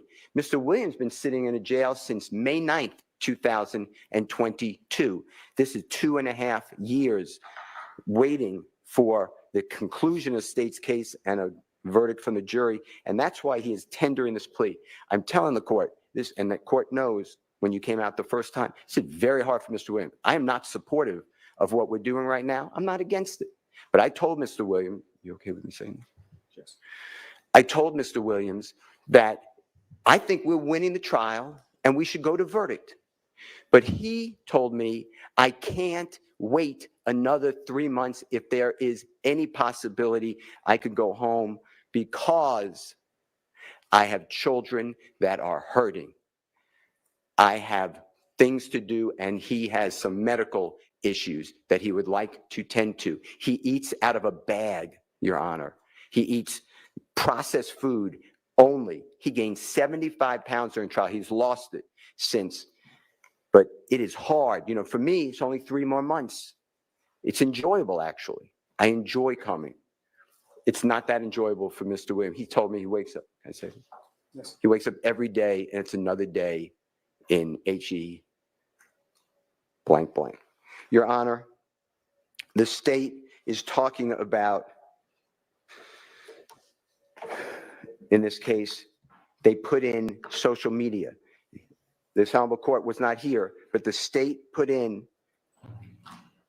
that Mr. Williams, in the indictment, Mr. Williams put out a call for murder. He put $24 million murder for hire on a person's head. That is a lot of money, and that is awful. If they would have read the chat, the Instagram chat, Mr. Williams, right above it, there's a picture of a very well-known, very accomplished musical artist who actually had surgically implanted in his forehead a pink diamond worth $24 million that day. That's what Mr. Williams would talk about. That's the type of evidence that is coming from the state of Georgia in this case. It is wrong. This is all wrong. And I know we're pleading guilty, and I know we're pleading nolo, and I know we're asking this honorable court for a certain sentence, and we'll get to it with the court's permission. But this is the type of evidence that there is. But it is holding this man hostage. And that's not really what we're supposed to do, district attorney time in the state of Georgia or anywhere. The state then, because I opened on that, then they never bothered to put in all of the chats. Why did it take me to read the chats? In addition to that, going back to Donovan Thomas, talk about Mr. Williams involved, the state did a geofence. A geofence tracks his devices. It doesn't have to be a phone. It could be an iPad. It could be any type of electronic device that targets and is used. You don't have to be on the phone. It's the contact. If he has an app open, it'll capture it. And the state targeted the McDonald's, where they keep saying that Mr. Williams met with people there. They targeted the barbershop where, God forbid, the killing occurred. And they targeted a third location, no, 2 locations. And it comes out, Ms. Williams' devices are not there. It's exculpatory. I don't get that information. I got that because I interviewed Lieutenant Crabtree, and the results can't be found according to prosecution. I did a motion for that. They just can't find it. That is great evidence for Mr. Williams. It would have also shown clearly that when he does go down from his house after getting this call that I'll talk about from Demise McMullen, he's not with these other people.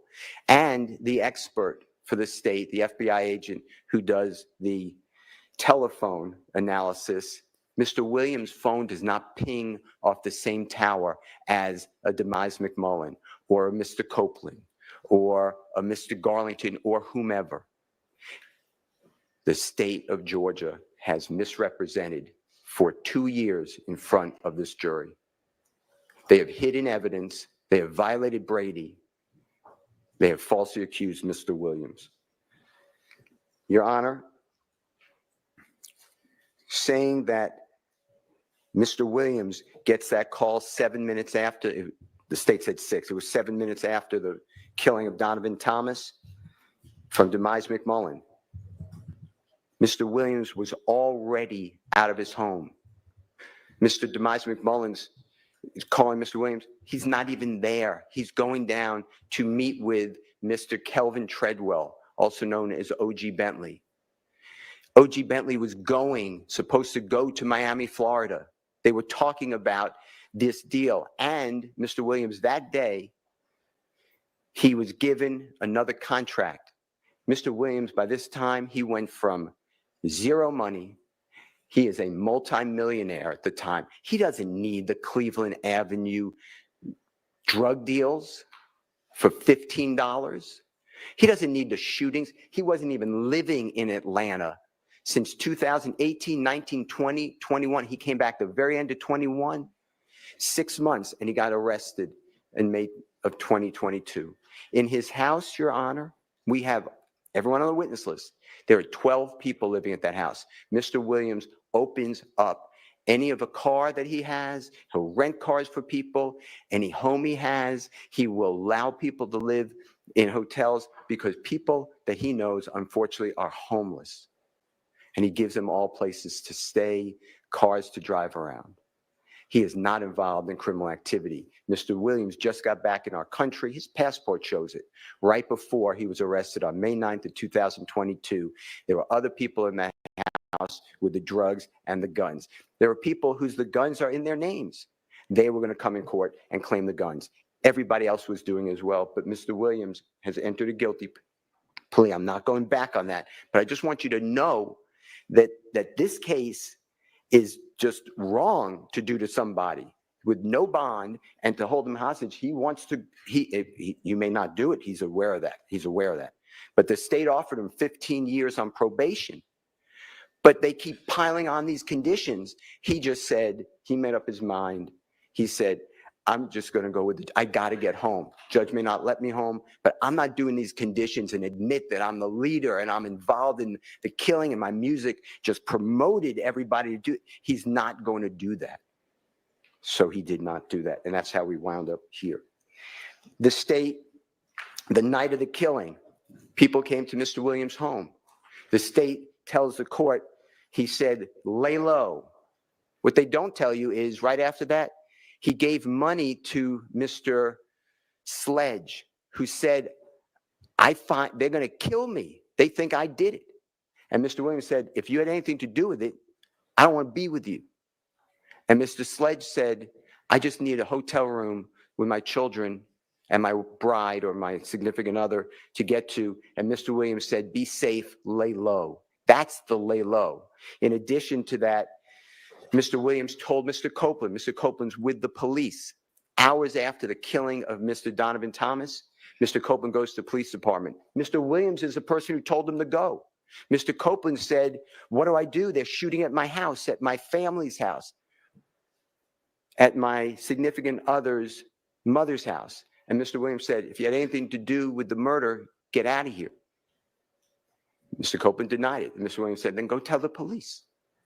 Mr. Copeland said, you want me to go to the police? And Mr. Williams said, if you had nothing to do with it, they think you did it. Go to the police. In addition to that, Mr. Copeland said, well, I'm going to retaliate. Mr. Williams told him, don't do that. Let 12 handle. That's on recordings. That is on recordings on January 11th of 2015 with Detective Thorpe. Your Honor, as far as Dwayne Carter, a performer known as Lil Wayne, Mr. Williams had no conflict with him. They are friends. We were presenting evidence that right before this shooting of the tour bus is April 26th of 2015. Mr. Williams is performing in New Orleans area. Then that's the area where it's Holly Grove, where Mr. Carter or Lil Wayne, the performer known as Lil Wayne, comes from. And in order to drum up popularity and interest, people get on the internet and they start what's called rap battles, arguments, feuds. That's what happened here, and you would have heard testimony from Mr. Williams' management that they said, start a rap battle. It'll be better for your career. Mr. Dwayne Carter is aware of that. Mr. Dwayne Carter's interviewed. The state's aware of this. He has interviews after this. Are you mad? What's the real deal with Jeffrey Williams? He states, no.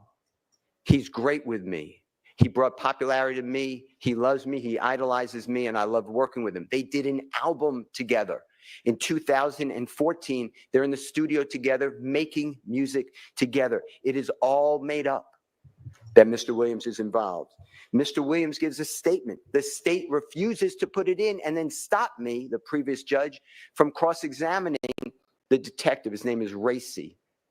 He met with Mr. Williams in the DeKalb County Jail on the 15th day of July 2015. Mr. Williams is arrested that day. And there's a long interview. And Mr. Williams waives his right to counsel. He tells them, I'm his lawyer. They say, you don't want to speak to us? You don't have to. He said, well, I'll speak with you. And they asked Mr. Williams these questions. What about Lil Wayne's shooting? He said, it was outrageous. I love him. That's my idol. I love Lil Wayne. How about this battle? He says it's promotion. They asked him about his rap lyrics. It's the only person that the state ever did anything about rap lyrics with. And they asked Mr. Williams, what about the rap lyrics? And he tells them, it's hyperbole. He didn't use that word. He used the word, it's made up. It's rhyming. It's made up. Not like the state is saying that I rap lyrics for real. That's not even Mr. Williams' utterance. Your Honor, the point I'm trying to make to you is what the state of Georgia has presented to this jury in this courtroom the past year has been full of untruths, and they know it. The state says that Mr. Williams had a conflict because he named an album with Dwayne Carter, and Dwayne Carter didn't like that. Dwayne Carter's interviewed. He said, that was one of the nicest things anyone could have done to me. It shows how much he really appreciates me. It shows respect and honor, and I appreciate what he did. The state knows this. With regards to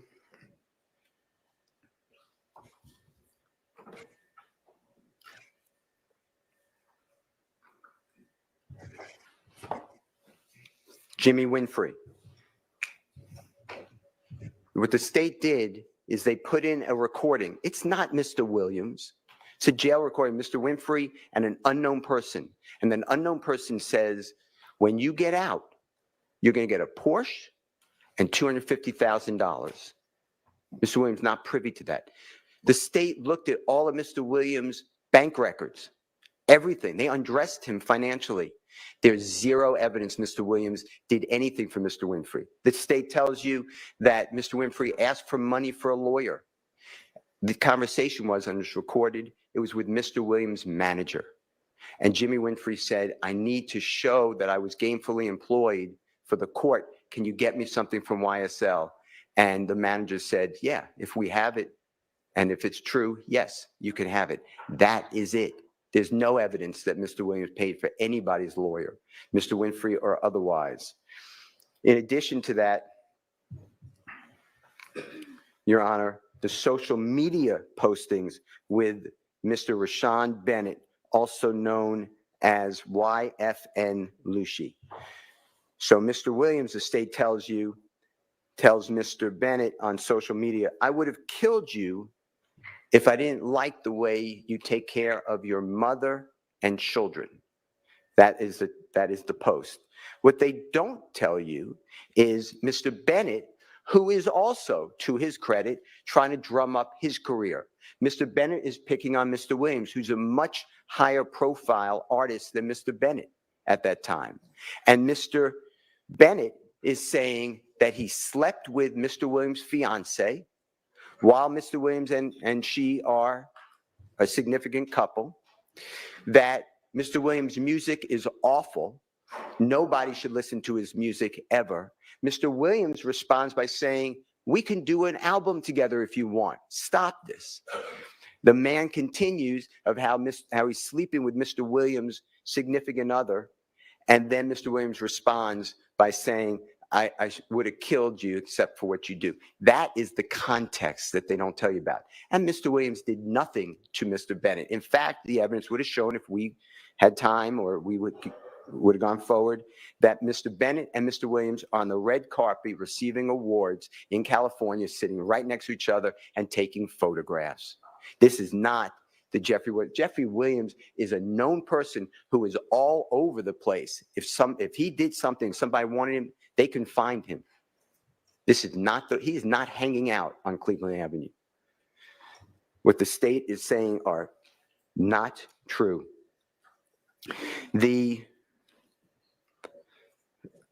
situation with Mr. Bennett. So he's in the Fulton County Jail and he's housed, and there are crazy, sick, violent people, and they're on the phone, and Mr. Myrick, M-Y-R-I-C, is calling other people, supposed co-conspirators. How much will Jeffrey Williams give? He doesn't say that, but that's the theme of it, as well as Christian Eppinger.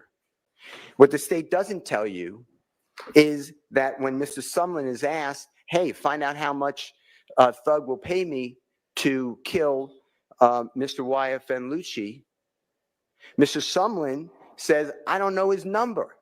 I can't get in touch with him. He doesn't talk to me. And that's because, Your Honor, since 2015, and he means no insult, but Jeffrey Williams has had zero contact with Shannon Stillwell until this case, Kenneth Copeland, Demikian Garlington, Justin Cobb, Demise McMullen, Mr. Sledge, Mr. Murphy, all these people. This is a lie. This is a 100% lie, and that's why we tendered a no-low plea to being a leader of a criminal street gang. Mr. Williams is not a leader. In fact, if it would go forward, on Mr. Huey's phone, there are conversations with Mr. Copeland. And they both say how Jeffrey Williams is a zero, and F him. And they don't talk to him, and Jeffrey Williams never does anything for them. Mr. Huey, Mr. Williams met later. He met him closer in the time of 2020. Mr. Huey's father went through a horrible episode that Mr. Williams knew, and that's how Mr. Williams knew his son, who's Mr. Huey. And Mr. Huey's on hard times, and Mr. Huey's making mistakes. And Mr. Huey, supposedly, Mr. Williams believes, armed robbed a man named Chandler Durham, D-U-R-H-A-M. Mr. Durham is Mr. Williams. He's a fabulous record engineer. And Mr. Williams states, give him back, tell him to give back the property or he's going to die. The state puts that as an overt act. No one dies. The property doesn't get returned. Mr. Huey ignores Mr. Williams. The state told you today that Jeffrey Williams sent Mr. Huey a posting that Mr. YFN Lucci is going to be performing on January 19, 2020. That's not true. Mr. Huey sent that to whoever phone that was. And all it says is slat and slatty. Well, I went out to the places that Mr. Bennett was supposed to perform. There's no shooting. There was no fight. There was nothing to report. There's nothing here. In addition, the state says same thing on September 12th, September 2nd, 2022 on Mr. Huey's phone. I'm not conceding that was Jeffrey Williams even having a conversation with him, but even if it was, it doesn't show anything. It says slatty, lay low. Lay low means don't do anything. Get out of the way. That is what it is. That is Mr. Williams' role. Mr. Williams, there is evidence in the record, and there would have been more. He takes people on tour with him. He takes people to the mall with him. But when they do crime or do things to people, for instance, there was a prostitute, and several people gave that prostitute money, $500. And the prostitute at the end of the $500 getting $500 from several people, had sex with a person, and then she was armed robbed. So all the money came back. Mr. Williams wasn't involved in that, but he heard about it. He made those people find the prostitute and repaid her every dime. People stole from stores that Mr. Williams found about. He went to the stores and he repaid all that. He didn't steal anything. He doesn't need to steal anything. Your Honor, Mr. Williams stands with Elton John. Elton John called Mr. Williams the next coming of John Lennon. Mr. Williams is unbelievable talent. He's not just a rap artist. In fact, when he's interviewed in 2017, he gives a statement and he says, I had to learn rap. He grew up in a house learning other forms of music. He likes all music, but rap hit in his community, and his community raised him. They supported him. They came out to him. They made him get into establishments. And once the establishment saw all the people come out, he got more establishments. And then he went out of that little area in Atlanta to other parts of Georgia, and then to all the neighboring states and throughout our country. And he has performed on every continent but one. He has performed in front of, being the headliner, 300,000 people at one time. He has a real life and career. He is not the leader, and he is not worried about buying jewelry that is stolen. Mr. Williams is actually innocent. I'm not trying to corrupt our plea. That's his plea, and he's entitled to it, and he wants it, and he embraces it. But to me, this is a wrongful prosecution. This is outrageous. All right, so you're pleading guilty, or your client is pleading guilty to counts 57 through 62. It's all true. Do you Yes, there's a concede factual there's a basis. factual basis I for those concede, counts? yes, I concede that. Okay.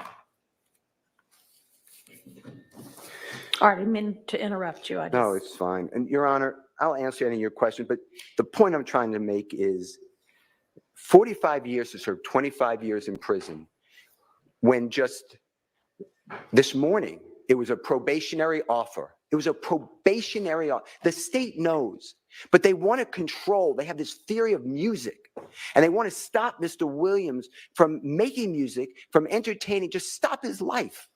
That's just not right. And it's wrong of the district attorney in Fulton County to do that. If they offer probation, then he's not a 45 to serve 25 years in custody type of person, and he's certainly not the person that the state has stated in front of the court. What we're asking, Your Honor, on count one, which is the RICO count, to accept the nolo contendere plea. Please sentence Mr. Williams to 20 years to serve 5 years in prison commuted to time served. Mr. Williams has served, as I said, 22 and a half years. On count 56, Your Honor, that's the leadership of a gang, nolo plea, 20 years to serve 5 years commuted to time served, consecutive to all other counts. On count 57, which is a gang count, Your Honor, not a leader, guilty plea, 20 years to serve 5 years commuted to time served, concurrent with count one. With regard to count 58, which is possession of, I believe it is marijuana with intent to distribute, 10-year sentence on probation, concurrent with count one.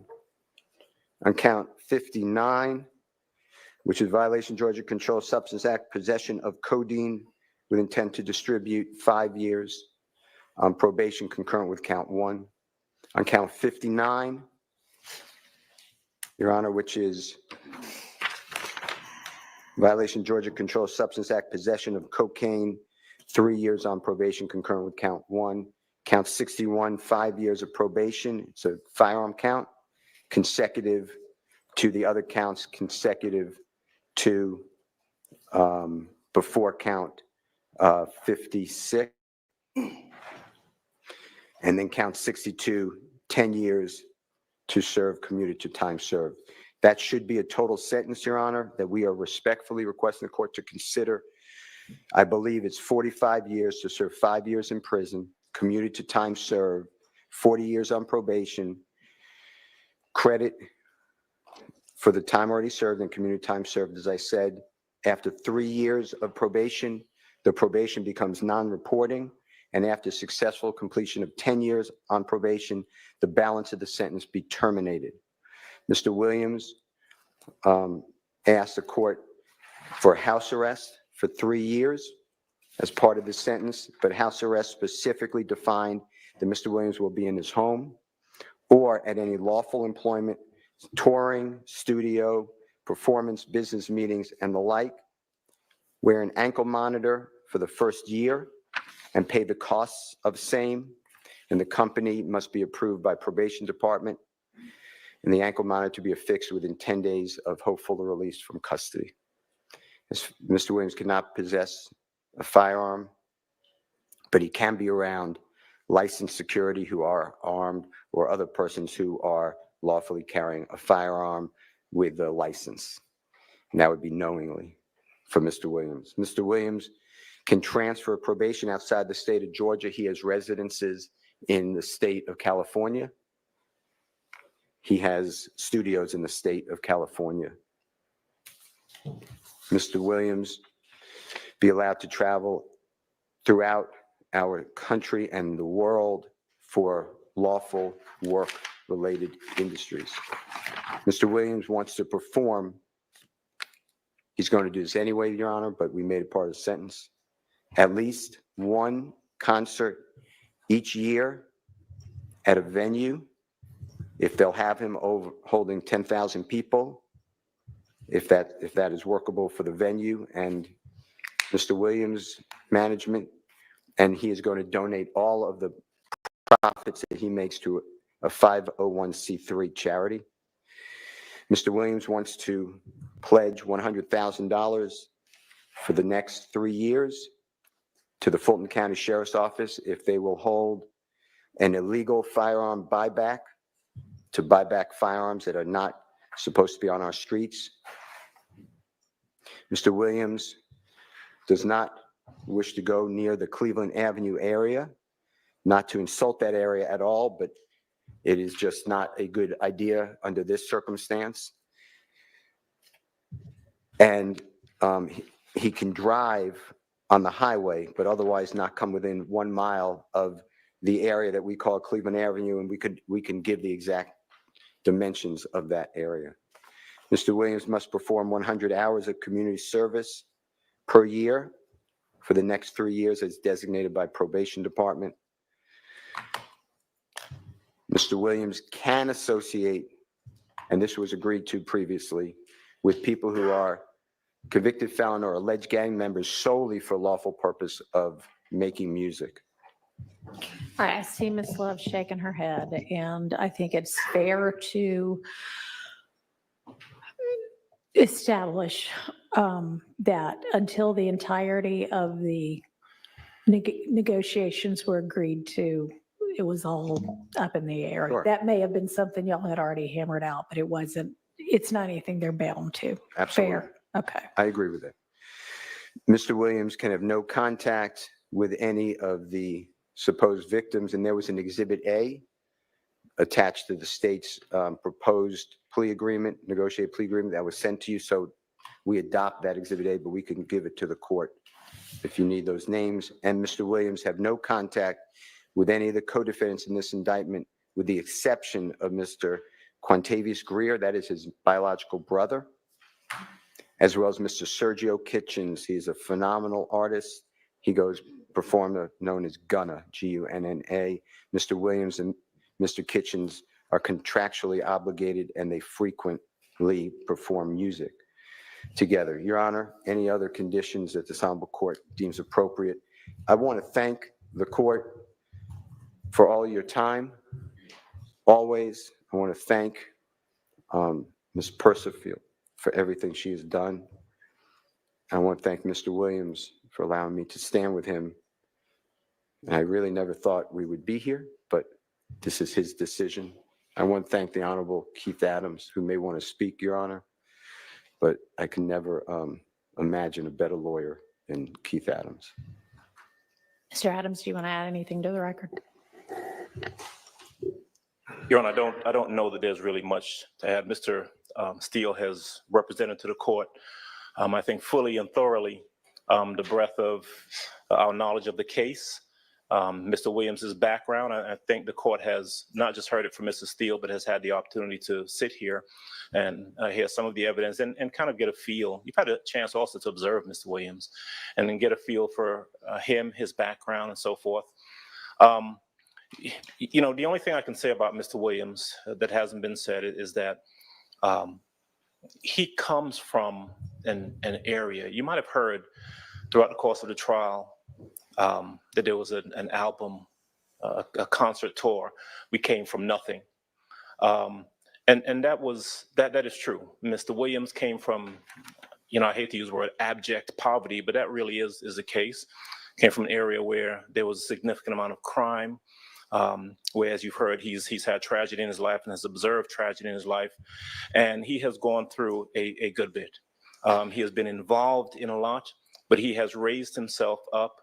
He has done the best he could and has done phenomenally well, and is, I think, an inspiration to a lot of people from that community who look to him and see the success that he has gained and have been fully supportive of him. But he finds himself here. He is in front of you. He is tendering this plea because he accepts responsibility. You have heard everything Mr. Steele has had to say. I can only ask that you follow what we have put before you. You also have, I believe, the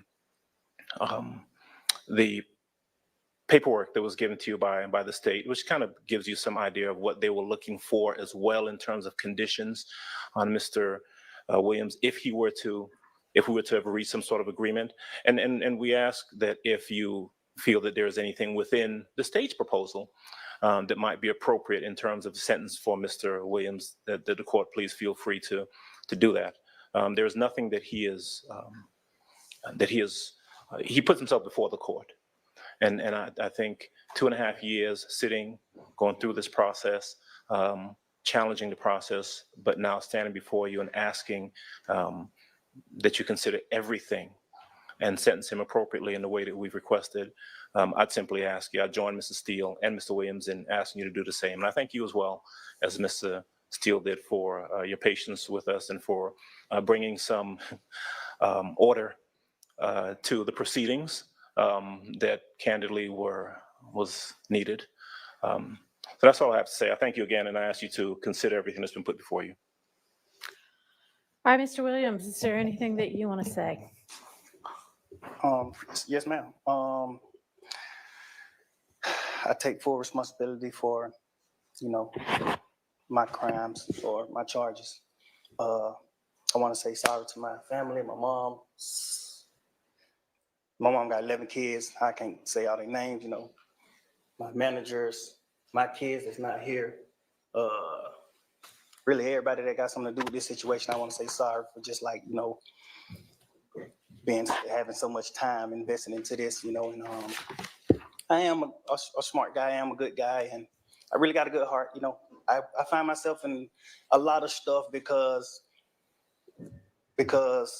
I was just nice or cool, and I understand that you can't be that way when you reach a certain height because it could end bad.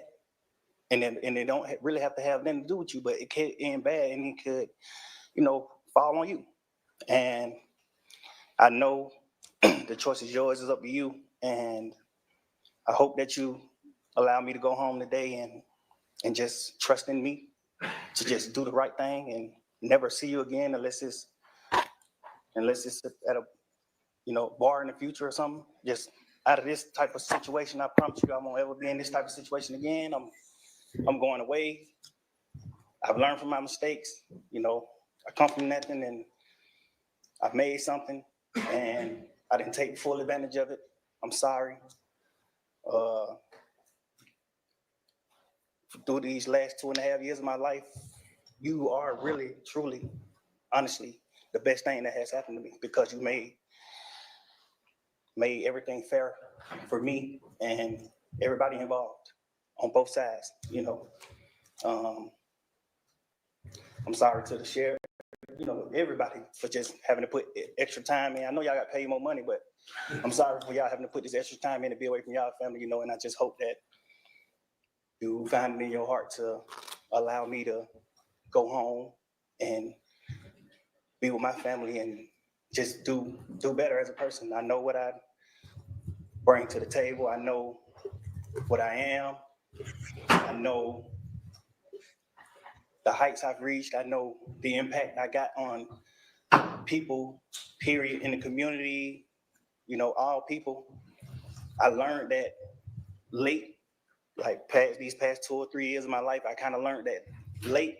And maybe it was because I was, you know, probably on drugs or anything, I don't know. But I have came to my senses and I understand what I mean to this world. But I am a good guy, you know, I don't mind doing stuff like, you know, like free shows. And I always did that, you know, I did free shows and gave it to single parents, millions of dollars. You know, I made $1.8 million on a free show, and I gave it all to single parent charity. And I did like 2 or 3 shows that made like $700,000 a piece, and I gave it to the breast cancer organization. Like, you know, I do things, like I put millions of dollars back into my community for real. I really did. I did more than anybody ever did from my side, you know. But I understand, you know, rap lyrics. I understand how it could be twisted. I understand what it could do to the mind of people. I understand all that, and I promise you, I'm 100% changing that. You know, it's just, I'm older, I'm grown now, you know, and it's just like, I'm smarter. It's more things to rap about. Like I've experienced a lot of good things. I experienced more bad things, but I experienced a lot of good things too. And anyway, I can go forever. Well, I appreciate it. And I appreciate that you do realize how much of an impact you have on people. I mean, it's past your neighborhood. It's worldwide, especially young people. And having come up from where you came up from and living in and around that, you know that gangs are damaging to our community. And it may be that a whole lot of rap music and the rap industry is, I mean, honestly, it sounds like a modern day version of kind of WWE wrestling that used to be on television, where people would just get up and posture and act like they hated each other. And it may be that that's a lot of what is going on in the music industry with rap. But whether it is fake or not, it has tremendous impact on kids and young people who think, this is cool, this is what I want to do. Look at him, he's a millionaire. I can do that by being, you know, a gangster in the streets. And that's not true. What you're likely to have happen to you if you're a gangster in the streets is you get shot, you get killed, or you get thrown in prison. And those are, you know, by far the most likely outcomes. And, you know, you've been in here watching the trial, and you've seen the pictures of Mr. Ryan posing with a gun as big as he is at 15 years old and going out and shooting and killing another teenager. And that's what gangs do, and that's unfortunately a lot of what rap music does.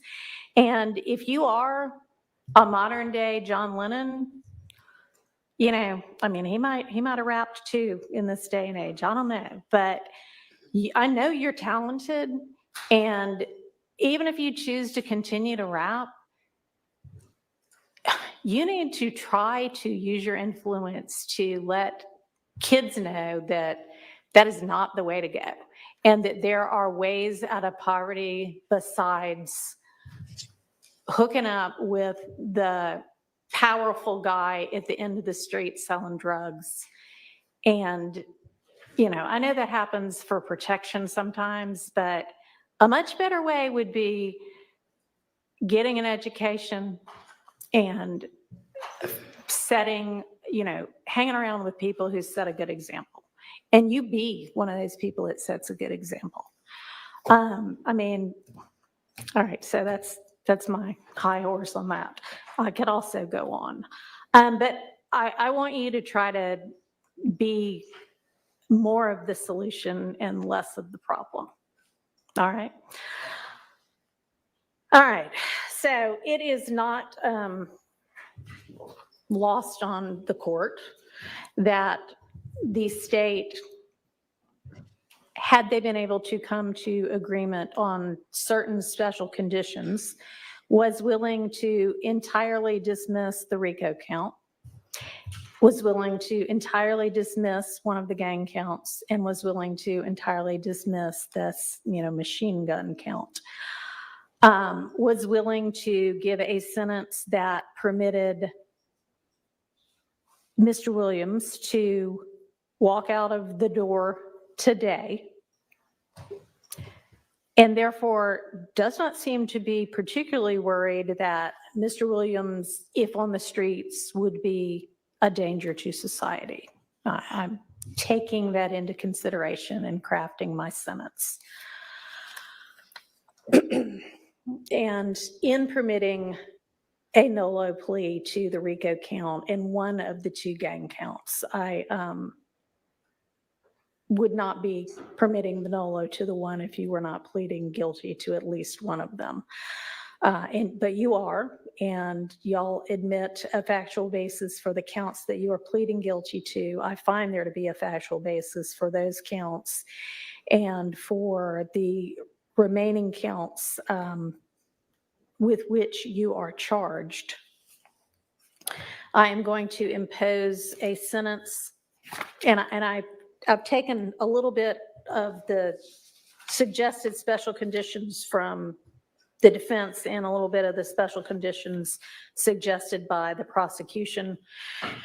On count one, the court sentence is 20 years to serve 5 years, commuted to time served, the balance of 15 years to be probated, and a $25,000 fine.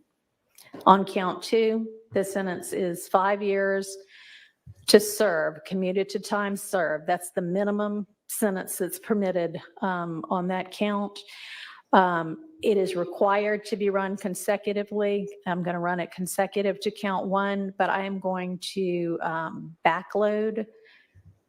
Oh, I'm sorry, that is not commuted. That is 5 years to serve, and it's going to be run consecutively to count one, backloaded, by which I mean after you serve your 15 years of probation, if you have been successful on that probation, and I sincerely hope that you are, then at the end of that 15 years, I will commute the entire rest of any service portion of your sentence to time served.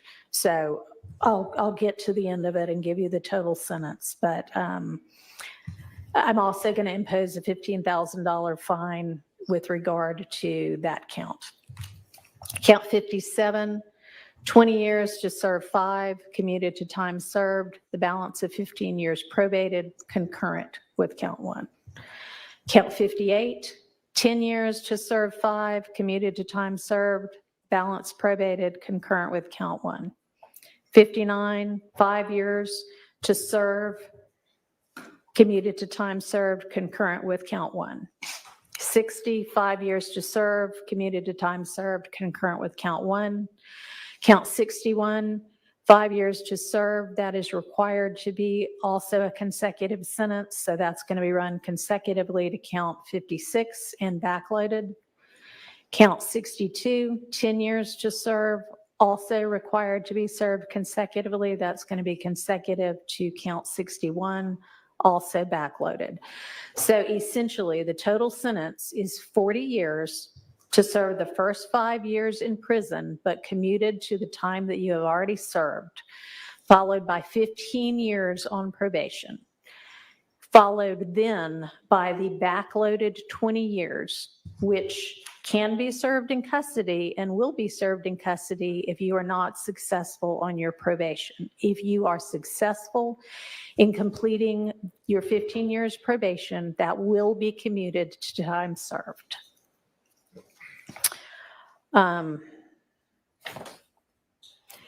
You are to remain on reporting status for the first half of your probation, active reporting for the first 7.5 years of your probation, and that is pursuant to OCGA 17-10-1 subsection 2, A2A.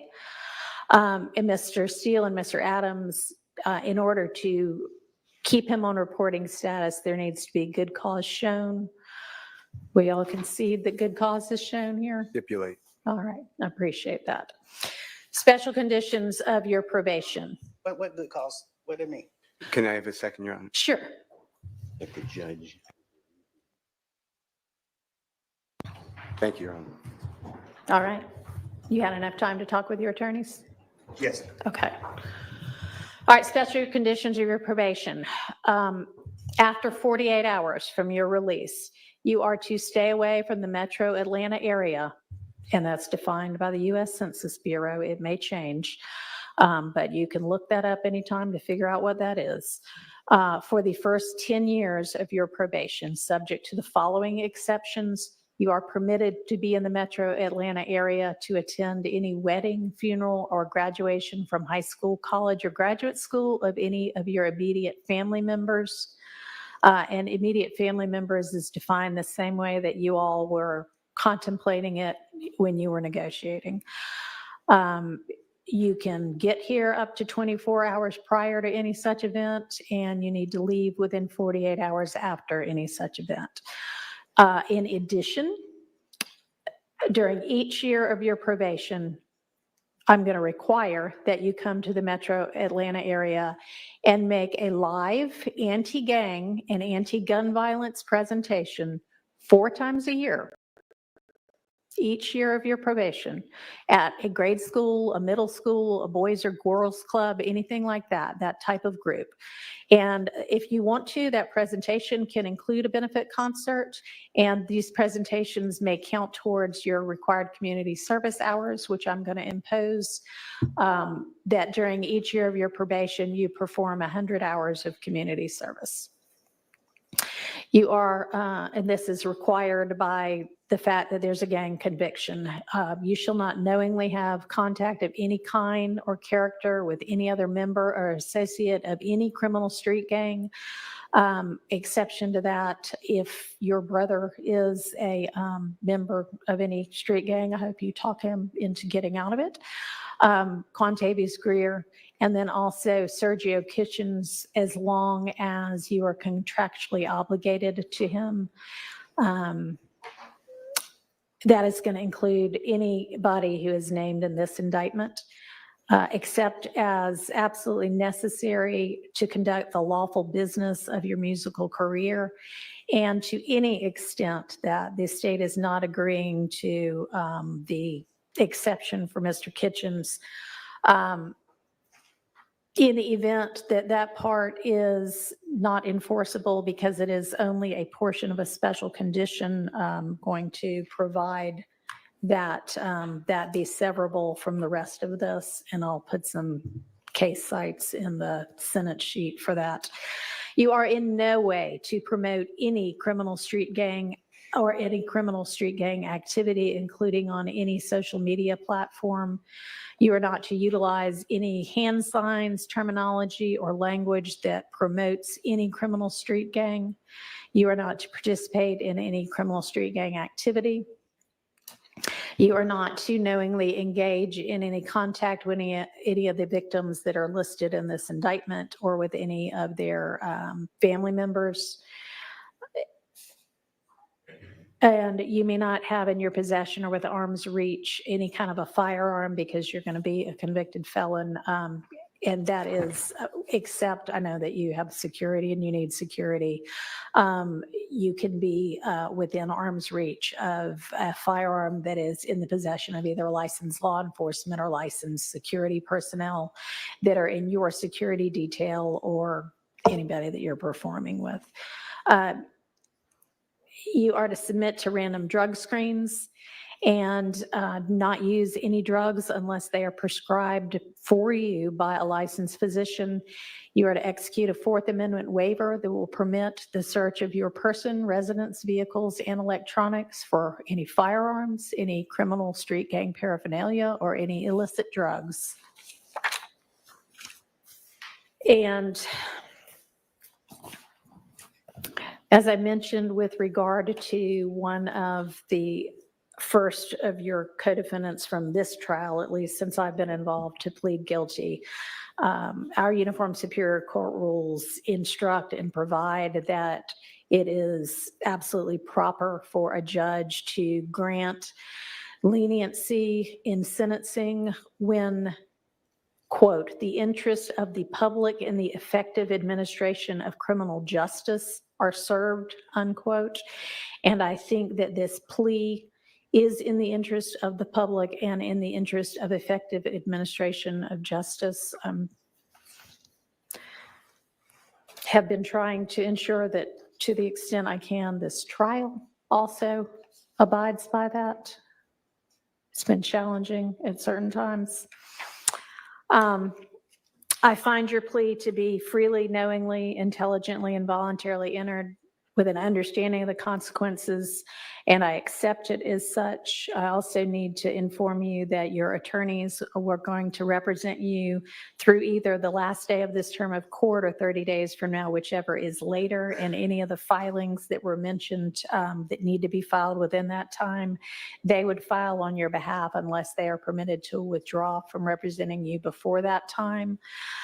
I am not going to impose the conditions suggested by your counsel about the benefit concerts and the donations to the sheriff's office, but I certainly strongly encourage you to do those things and to do and continue to do things that benefit your community and especially help young people to stay out of criminal trouble.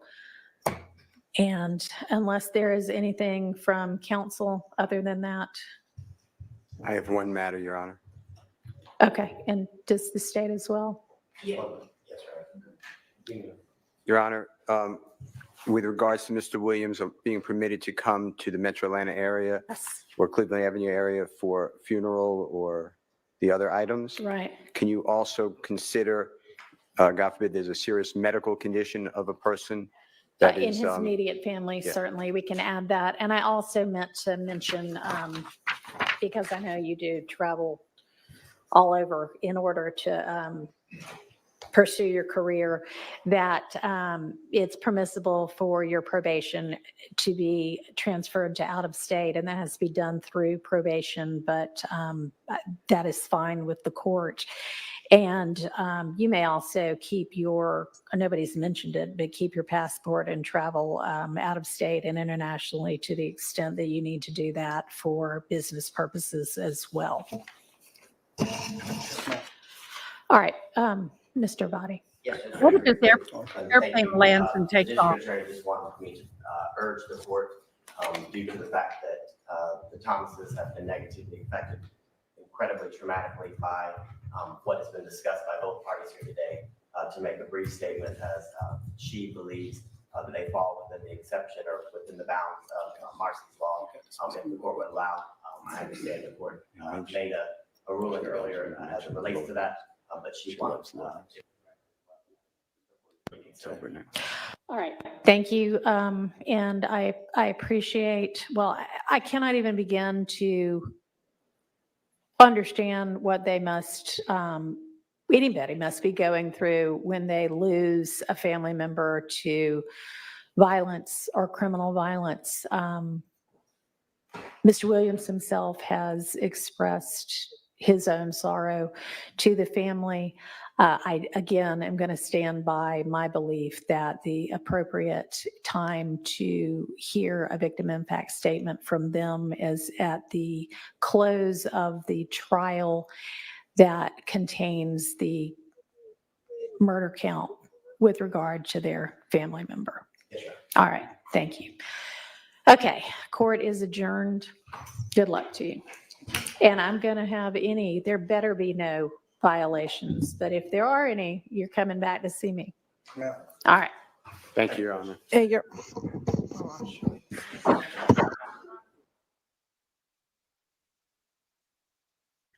Wow. That be it? What do y'all think? but since the offers for Mr. Kendrick and Mr. Silva are expiring today, we will look off the record. Let's take a recess and I'll be back.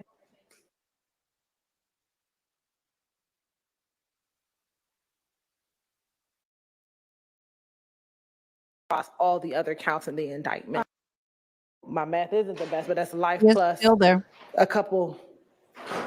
some years. The state's Let me get back in the beginning. There we go.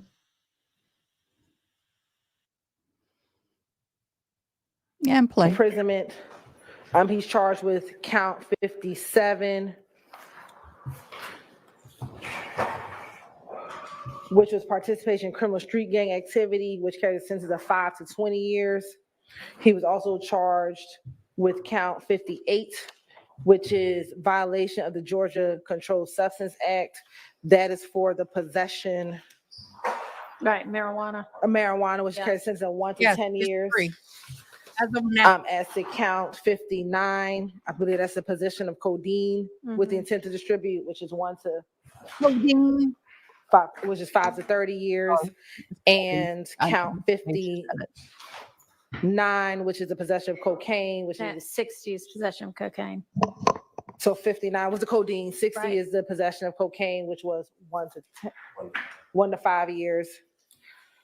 Possession of a Lawyers are firearm backing during the up. commission of He's a like, felony, "We out." which was count 61, which is 5 years to serve consecutive to any count indictment. Mhm. Possession of a machine gun, which was count 62, which was 10 years to serve consecutive. And then he was charged with count 63, which is possession of a firearm by a convicted felon pursuant to 1611-133. I know my math isn't the best, but that's life plus some years. The state's recommendation, Your Honor, was for Mr.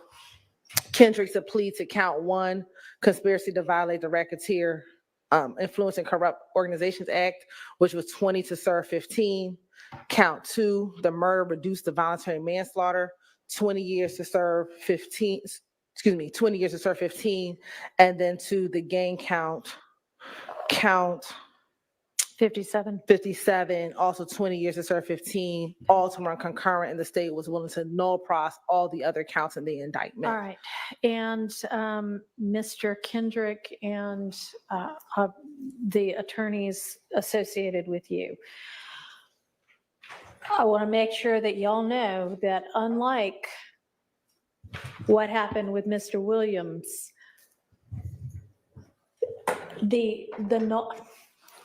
if you plead non-negotiated to less than all of the charges, there is nothing that the court can do if the state chooses to go forward with some of those charges. So you could not do what Mr. Williams pled guilty or nolo to each of the charges that he was facing. You cannot here's say, the well, I'd like to plead have a guilty to great count day. 1 and I'd like to plead to the reduced charge on count 2. And then I'd like to just skip the rest of them, because the state can say, well, we're not skipping the rest of them. We're still going to try you for the rest of them. And the state can also say, we're not okay with letting you plead to voluntary manslaughter unless you abide by the terms of the agreement. We're going to go forward with the murder trial. So I know that Mr. Weinstein, you and Mr. Apt and everybody else who's been helping know that, but because things seem to have worked out sort of beneficially for some of these other people who have already pled, y'all might think, oh, well, gosh, can't we do something better than that? Given what you're facing, they hold a lot of the cards, and a lot of it is outside of the ability of this court to change. Okay? All right. We understand that, Your Honor. Thank you for advising All us of right. that. All right, Mr. Stillwell is facing, Your Honor, Mr. Stillwell is also looking at count one, which the conspiracy to violate the Racketeer Influence and Corrupt Organizations Act, which is 5 to 20 years. He is facing 2 counts of murder for count 2 and count 49, which each carries a sentence of life imprisonment. Okay, He's also charged with count. okay, that's not him. We're done. I've got another live to get to, so we're just going to take a minute to soak in this. That's another person. My bad. I'm sorry. Thank you, Elizabeth. You will be entered. I have a program that's keep up with all of that. Okay, guys, this has been fabulous. For all the people I've never met, welcome. Glad you're here. We're going to be doing a little Halloween live once I take a comfort break. It's supposed to start 8 or 10 my time. It was 7, but I moved it to 8. I'm going to take a comfort break. I'm going to get some makeup. I don't know what we're going to do. This totally changed everything, but we're just going to hop on and have fun. Maybe y'all can search for fun Halloween YouTube stuff. Put it in the comments, whatever. It's just going to be fun. So anyway, we're going to hop off here. Welcome home, young thug. I'm sure your family and your children will be grateful to have you tonight. It is a Halloween. I hope you enjoy it with your family. I did see in Notorious Jewel's Twitter, and y'all need to go there, where after 906 days in custody, young thug's booking has been updated to release. He's released. He's not there no more. Won't be going back. So that's done. Young Thug is over. There's other people still on the hook, and we'll see what happens to them. So anyway, y'all come and see me in about 15 minutes. Thanks, guys. Y'all are awesome. Thanks for watching. Please comment, like, share, and most importantly, subscribe. I hope you have an awesome day. Till next time, take care.